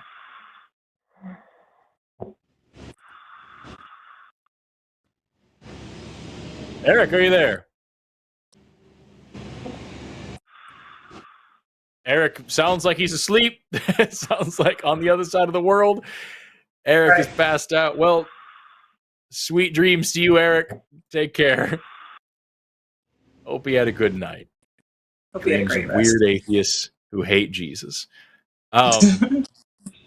Let's talk. He's probably put to sleep by the goddamn idealism call, is what happened. Let's talk to Shaw as our last call of the night. Calling in from Octagonal Hyenas. Bizarre. Really crunched really. What's going on? Who wants to talk about paganism? Shaw, you're on the line with Forrest and Zina. How are you doing today? I'm doing great. Right on, right on. So, do you have a specific question that you want to ask? And maybe both of us can even tag in here. We'll see. Yeah, just to set it up, I was raised in a neo-native tribalist kind of cult. And there's a lot of baggage from that. Like, I've been an atheist for like 11 years, and I still see signs of stuff. And like, or like I'll see the last bite of my food on my plate that I'm supposed to save for the ancestors or whatever, and I'm like, and then I'm like, no, I'm gonna eat it. I have to clean my plate now, like compulsively. And I was wondering, do you have any advice from coming out of another like pagan faith that might help me shake some of these like startling, like it hits me and then I'm like, no, that's not even remotely relevant. Yeah. I believed in spirits and stuff long after I stopped believing in a god or any kind of like great divine thing. And I still believed in magic long after I stopped believing in any of the major, overarching themes of that religion. So like, I think from my perspective, the best thing to do when you're in that situation and you still see a sign and you're like, hey, that tree is in a shape and that shape means a thing. Just practice just thinking it out and being like, okay, so maybe I'm only seeing this from this perspective. And if I move over here, it's different. And I saw a lot of other things that didn't look like that and I didn't take count of them. This is confirmation bias. Is it possible somebody's sending me a sign and that's why it looks so perfect? Absolutely. This is a dumb one and it's not really useful to me at all. And it certainly doesn't align with all these other things and it doesn't help my life in any way. And just like practice going through those steps of just like thinking it out until you don't even have to practice anymore and you just kind of ignore these things because they're not really doing anything. Zina, do you have deconstruction tips you can throw out there? Yeah. For me, honestly, I can't lie. I was always someone who had a very like critical brain, and I don't know. For me, things resonate, and when they resonate, I can cling on to like what's resonating and tackle and figure out, what's not clicking with this other faith. Why do I feel like I need to switch to something different? So I think for me, it's more so for me, it's just learning always. When I feel like an inclination that something might be different than what I suspected, I always just do a big deep dive because that's how my brain works. And I come to some conclusion afterwards that's usually satisfying. So kind of like what you said, Forrest, I feel like it's kind of just about interrogating this idea that comes and ask why. Why do I think this? Why might I think this? What's the most plausible reasoning? If I look at my other thoughts that don't kind of come out like this, why? Right? And I would kind of get myself to a point of like, oh, even learning about the brain as well, realizing that your brain can give off signals of some, threat that genuinely just isn't there, that your brain is constantly just doing weird things. And that really just allows some solace and when you really recognize that there's just a bunch of things going on up there, that even though it feels like you're totally in control, and you're totally, and everything seems a certain way, there's always that way to look at it. I feel like that always helps me as well. I think nuance is just super important, and I don't know if that helps. That's kind of the way my brain works, but I think the interrogation really, really is important. Yeah. Does that help at all, Joel? All right. Yeah, it does. I try to practice mindfulness exercises a lot to try to like kind of ground myself in the moment. Huh? Makes sense coming out of paganism. Yeah. And it can be pretty hard sometimes to just because it's like programming, like not and from childhood. Like I was born into the cult, so I was raised my whole life that way, and it's just like, I thought if somebody could give me an answer, it would probably be you. The way that it really worked with me was just applying the same rules of logic and morality that apply to absolutely anything else. If I was saying, well, the magic is just the technology that we haven't discovered yet. It's just the science that we haven't learned yet and all these things. And that's why spirit healing actually still makes sense. And I can still heal somebody with my hands because just because we don't know how it works, well, also there are actually experiments about therapeutic touch and all that stuff, and it doesn't work. And so, if you think about like divining or dowsing or whatever, or tarot cards or spirit drawing or auras or whatever, all the other things you get at the witches' fair, you know what I mean? Like, are there actually is there really evidence for this, Or is this something that I have been trained my whole life to take obscurity and call it evidence, to take uncertainty and call it evidence, to take mystery and call it mysticism? You know what I mean? Instead of just the same way that I absolutely anything else. Yeah, I get that part. It's the small things. Mm-hmm. It's just noticing things, and I mean they're immediately discarded. But like, I'd really like to stop noticing things that aren't good luck relevant to my situation. You're talking about forgetting all your memories and upbringing. Good luck to you. Well, yeah, I guess so. What I think is most important, something that helps me a lot, is whenever I talk about any part of my upbringing, because I grew up in Oklahoma, so I was taught all sorts of dumb shit. It's whenever you have a thought, whenever you're out there bopping around and something pops in your brain, that first thought isn't you. That first thought is just a knee-jerk reaction. It's an animal instinct programmed into you by your parents, your culture, your upbringing, your lifestyle, your community, your socioeconomic status, all those things. Those program that first thought for you for the rest of your life. Your second thought is you. So when I'm out there and I'm looking around nature and I feel, a particular cold patch, or the breeze just sounds in that particular way, and I see, I notice the colors a little bit more, and I want badly to go back to where I was when I was, 13, and my parents were teaching me, okay, yes, no, you are feeling the spirit of the forest in this moment, and now you are connected, and you can, if you tune in and you continue, you're like an antenna. You can lean into that, and you can now pick up on what the spirits and what your ancestors are telling you, and you can now communicate with that, and you can become a part of it. That's the first thought. That's what I've been trained to do my whole life. Second thought is, it's fucking pretty out here. I'm a biologist. Yeah. I'll sit here and think about, hey, here's all these cool things. And yes, I am more tuned into the nature of nature at this moment. Doesn't mean that it's sentient. It means that I get to enjoy it more, and I get to think about the ecology of the region, the evolution of the region, about the photosynthesis going on all around me. I get to think about how trees work. I get to think about how much water is moving all around me at this moment, even when I can't see it. I get to think about all this cool shit. And how lucky am I to do so? And that's me coming out. So that's what don't begrudge yourself and don't beat yourself up over having the instinctual reaction that was beaten into you as a kid. Just take pride in how far you've come and who you are now. And if something still sticks out to you, if the last call with Winter, if saving that last bite of food makes you more grateful for the food that's there, and more present in that moment and more mindful, then awesome. Save it for a second, have that thought, and then eat your fucking food, because you deserve it and you don't want to waste it. And that's an awesome thing you can now derive from that tradition and incorporate into yourself. When I go out in nature, my upbringing as a pagan definitely makes me a better biologist, but I'm not a fucking pagan anymore. You know what I mean? I know what you mean. And that was actually the first voice, second voice thing was actually very helpful. I hope so. I'll have to hold on to that. Well, you guys have been great.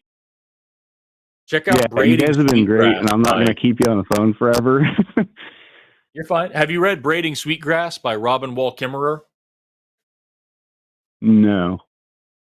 She is a Potawatomi woman, and she is also a PhD biologist. I think she's a botanist specifically. And the whole book is just about her Native American spirituality and what the ancestral stories and everything she was taught as a kid, and how they correlate to her understanding of biology in these beautiful ways. I love her chapter on the language of animism, and how when you have this kind of animistic view that everything is alive, it changes the language. And she has this word in her indigenous language, and I forgot what the word was, but she has a whole thing about it where she was trying to study her native language. And one of the words was to be a bay, like a body of water with rocks and trees. A bay, there is a word for not that, but the act of being that. And she's like, that's the dumbest fucking thing I've ever heard. Why you need a word? It's doing it. It's why you have a word for that. And then it kind of hit her that water doesn't have to be exactly right there. Those rocks weren't always right there. Those trees, those animals, those every part of that is changing historically and is fluid and is moving. And in that moment of time, they are all collectively being a bay. If you take any of that out of it, it's not a bay anymore. But in this constituent part, it is being a bay. And so from this animistic language, she now has a deeper appreciation of biogeography, of natural history, of all sorts of other things. And she takes it in some spiritual directions that I think are whatever, that means something to her. But I think the whole book is fucking beautiful because she's talking about giving personhood back to trees. And don't call the tree it, call the tree they, because you need to remember that it's alive and it has exactly as much right to live as you do. What a wonderful biology lesson. So, like, I think that's a great thing you can dig into if you like, and things like that are really good. And you don't have to believe in magic to see the magic of reality is what I think you should remember. Thank you. That was very good. I appreciate it. Yeah. Hey, have an awesome rest of your day, Shaw. I appreciate you calling in and talking to us. Yeah. Love you, Forrest. I don't know why. Bye.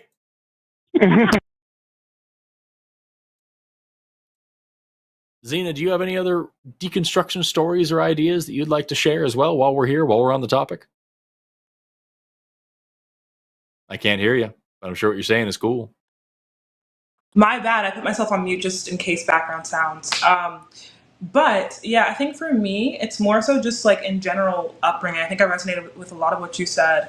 And it kind of just has to do in general with like any belief that you have coming from like a certain environment or just like a certain way of living. And I think I'm super young. I'm still in college. And just coming here has just allowed me, as someone who was very, very self-aware and very just like understanding of how the world works, just to be around so many different people with different beliefs of what was normal, what was cool, what was expected, and then still kind of coming back and integrating like myself, like having a self that I rely on. Mm-hmm. And I think that kind of like what you said, sometimes you feel defined by like thoughts that first kind of come up, or like ideas, things of that sort. But so much of that is just like this voice that comes from the past that was conditioned into you, and that's your brain doing what it's supposed to do. So I definitely resonate with a lot of what you said. I think a lot of it kind of can be applied to so many different situations. But yeah. Right on. I love that. And I also love what you're talking about there. Like, I remember when I don't know where you're at in your collegiate career, but like I remember when I was in first few years of college and like that idea of having a self, of kind of trying on different personalities, like old clothes at the Goodwill, you know what I mean? And so you found kind of something that was a little bit more true to you, and you realize like who you are a little bit more. It's a defining moment. It definitely helps. It goes along with a part of your life where you're really learning how thinking works and like how to really expand your own mind. It's such a fucking cool time. I also appreciate you likening being in college and being young, because I just turned 33 and I am a PhD student. So now I get to feel young for being in college still. That's great. It applies, yeah. With that, we still got some super chats, so we'll jump right into those. Get them in now if you want us to read them. Let's see who's first. We've got Shinobi Shaw. Forrest is my spirit animal. Maybe this is the same person we just talked to. Who knows? Because they were pagan, they get to say that. Do you want to go back and forth reading these, or do you want me to read through them? What do you want to do? How do you want to handle this? There's like something on my screen that's like covering that side. I think I should, if I can refresh really quickly, and then I can do 1 sec. While we're waiting on her, you see this gap Yes. over here? Oh, yes. Oh, I was going to tell the audience something stupid. Never mind. All right, I'm back. I'm kind of reading it sideways a little bit. But anyone patient enough to debate Jordan Peterson is worthy of a Nobel Peace Prize. Well, thank you so much. It was a struggle kind of grappling with his very extensive framework at first, but once you get the rhythm of it, it kind of reveals, I guess, the issues of itself. But yeah, it took a lot of patience. I was trying not to shake. But other than that, yeah, it was an interesting time. It sucks. It sucks because of how much star power that guy has that it makes it an intimidating thing. But like when you just listen to the things he says, they're so meaningless, and it sucks so bad. The person Lewis in chat said you're 44 and in another master's program. I understand. I just finished a second master's. I can't stop. I can't stop. I need to know more things. I hate not knowing things. I don't know what's going to happen after this PhD. Am I going to get 3 more bachelor's degrees? What am I going to do? I don't know. $5 from Ash Glitch. I just learned today that PBS and NPR got defunded and will be shut down next January. Absolute dystopian hellscape we live in. Yeah, the Corporation for Public Broadcasting is shutting down, and they're the ones who distribute those funds. So I don't know. I don't know what's going to happen to PBS and NPR. I don't know where they're going or what's happening, but I know I fucking hate it here. And I know that Trump just had the mention of his impeachments, plural, removed from the impeachment exhibit at the Smithsonian. And then fired the labor statistics director that published statistics about what our actual like labor market looks like and like what jobs look like and everything, and it was negative, and now that guy's fired.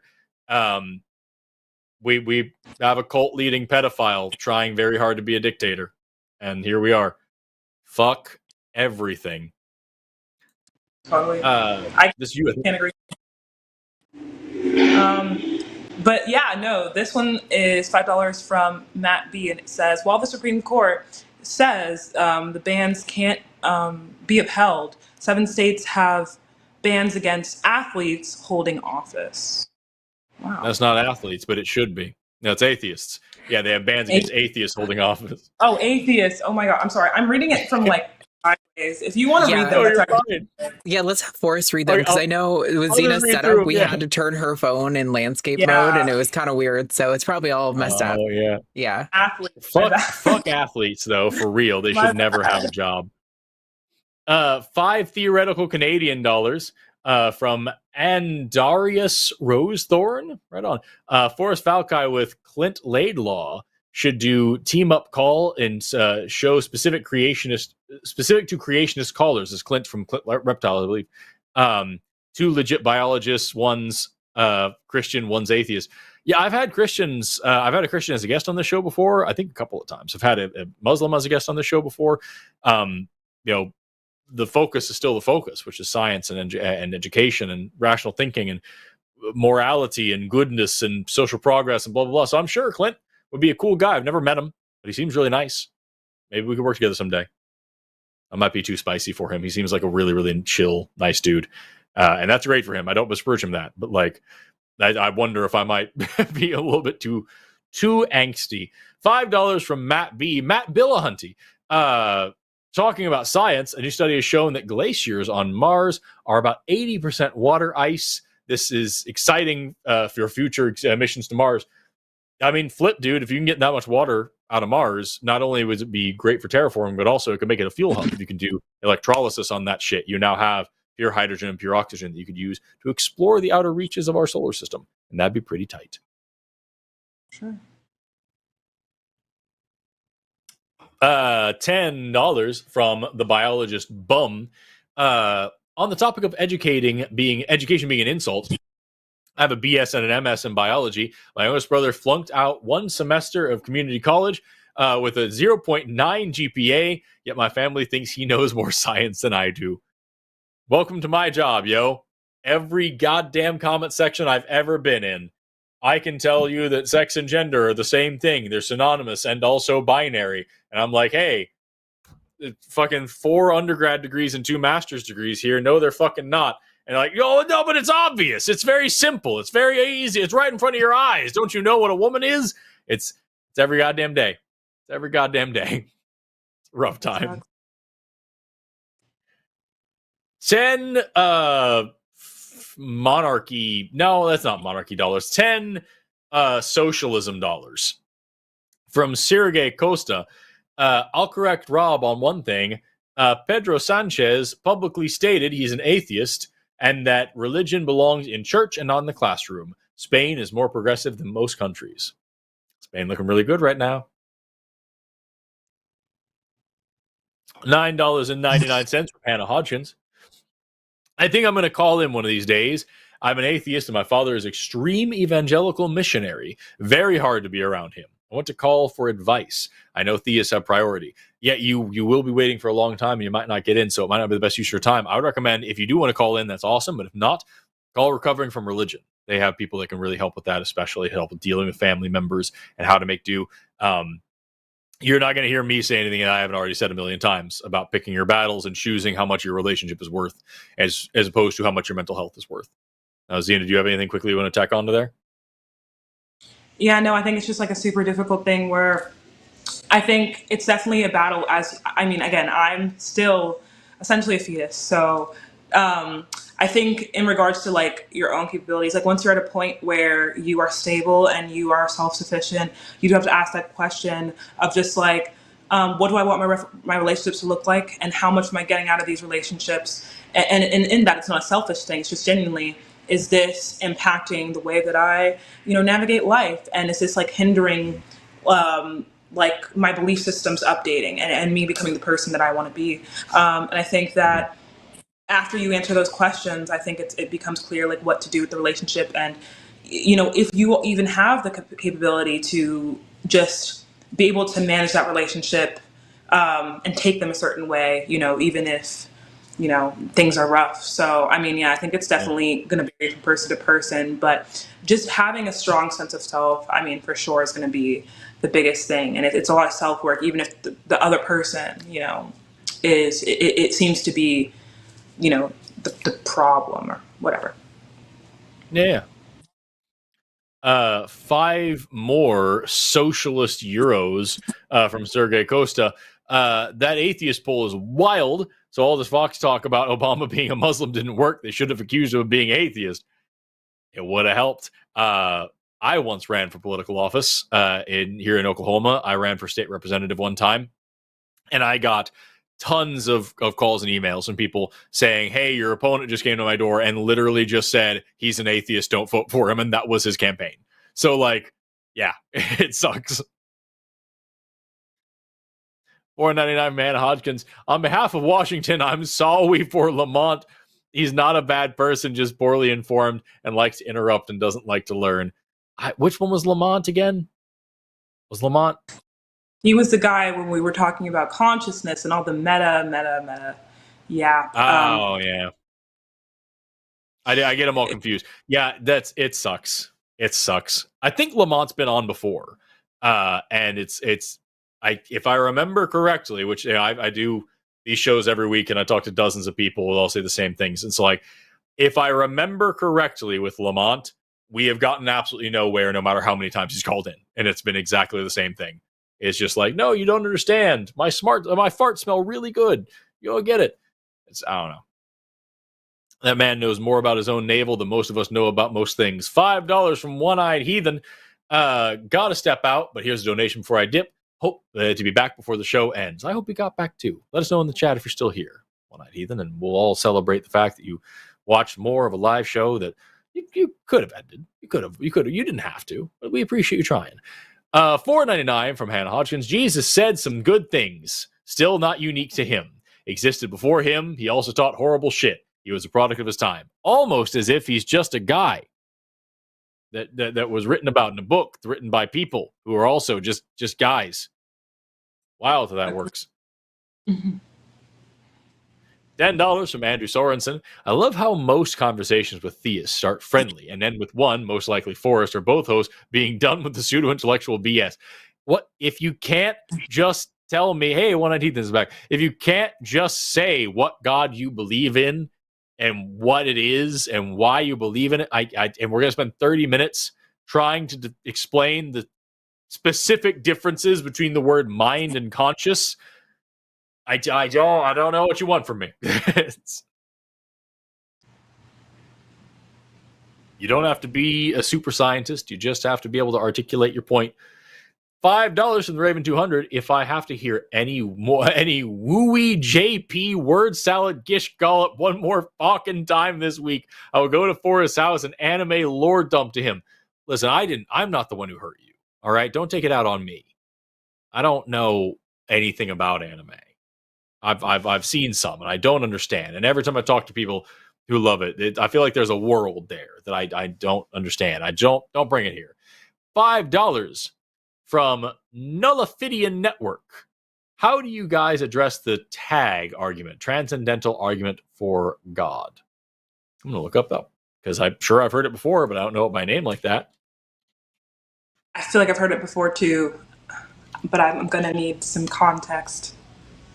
Transcendental argument for God is the argument that attempts to prove the existence of God by appealing to the necessary conditions for the plausibility of the experience and knowledge. Transcendental in this case is being used as an adjective specifying a specific kind of argument, not a noun. Transcendental arguments, progressive transcendental arguments take the form of blah, blah, blah, blah.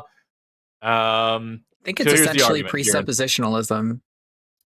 If there is a transcendental unity of appreciation, if there is a transcendental unity of what? Hold on, maybe I'm reading this wrong. Oh, I am reading this wrong. It's tiny on the screen and I'm a stupid old man. A perception. What the fuck is any of this? It's several words. It's several words that are just this means this, not this. Yeah, it sounds like it is presupposition. Yeah, it's saying like that God is necessary for like moral knowledge, or is it moral or is it logic? Experience and knowledge. Yeah, okay. Well, what the fuck is this then? Let me just double check on what this word means, because I'm a perception. The mental process by one person makes sense of an idea by assimilating it to the body of ideas he or she already possesses. So processing information and making it your own, repeating things in your own words.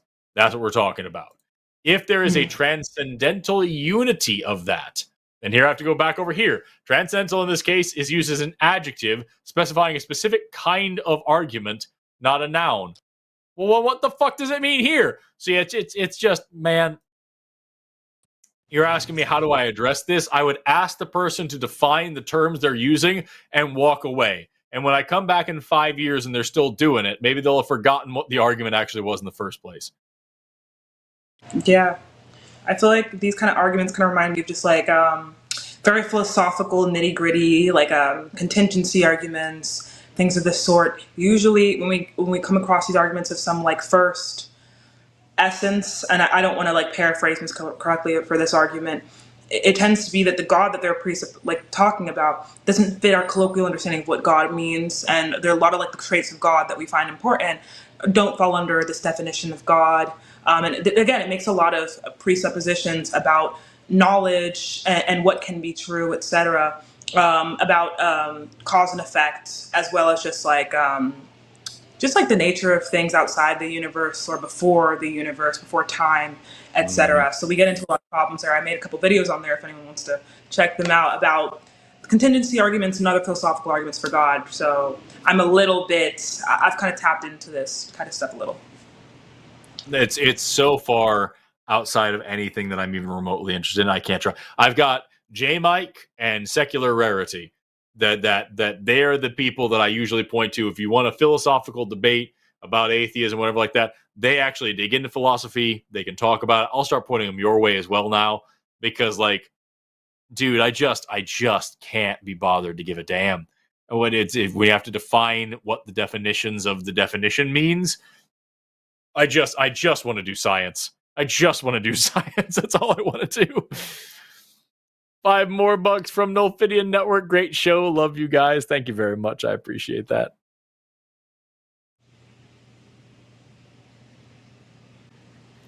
$10 theoretical colorful dollars from Derek Politely. I'm calling out Rump. Thanks, Forrest. For calling out Rump. Thanks, Forrest. I have no problem doing that. I feel like we're in this area right now where we're talking about the Epstein files and everyone's calling Trump a pedophile as if that's a new discovery. We have him. There's a Howard Stern interview from years and years and years ago where he's talking about how he owns the Miss Teen USA pageant. And one of the benefits of that is that because he's the owner, he can inspect it, quote, quote, anytime that he wants. And that means he can walk into the changing room and see these underage girls getting dressed. And they just have the most incredible bodies. And they let you do it because you're the owner and all this stuff. He's on recording from like a decade ago. More than that, probably. I don't know actually when that did. But like he's on recording saying that he loves to go backstage and look at these underage girls getting naked and they have the best bodies. He's on recording telling a 10-year-old girl that he would be dating her in 10 years. He's on recording saying that of his infant daughter at the time, when his daughter was newborn, saying that he hopes she grows up to inherit her mother's big tits. He's on recording when his daughter was a teenager saying, I would date her if I wasn't related to her. Like, what the fuck? Like, I don't know what to tell you. He's always been a fucking creep. He's always been a fucking piece of trash. And now we're like, oh, I wonder if he's on this list. Yeah, I wonder. The guy who's doing everything in his power to hide the list and destroy all public credibility of any news organization that says anything about it and sues everyone who says anything negative about him and is taking money away from all education, these public educational institutions, and doing everything he can to destroy, and then telling you that this list is the most important thing in the world, and that's why you have to elect him. And then surprise, it doesn't exist. And then surprise, it does exist, and the Democrats made it. Okay. Yeah, I wonder. Jesus. Yeah. $5 from Insane Glory. Thanks for hosting Philbro Friday. That's what we're here for. $5 more from the Tree Thinking 666 YouTube channel, the Behavior Panel. I like those bars. I like the rhyme. Did an overview of Trump and Kamala's campaigns and speeches. Trump won because he speaks like a 7th grader. Why he won? Yeah.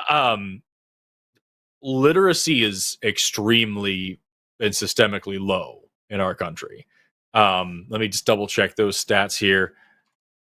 Literacy statistics from 2022 to 2023. Oh, good. The National Literacy Institute isn't. That page has been taken down. Wonder what that's all about. I'll see if I can find this, but I remember it's ridiculous. The vast majority of Americans are at a 6th grade level or below. And so, yes, if you want to talk about it, if you want to try to run for office, you need to be speaking at a 6th grade level maximum.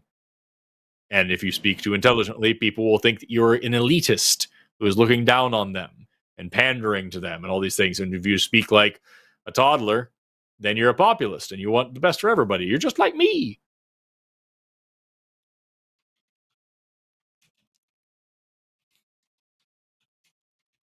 See literacy statistics for 2024.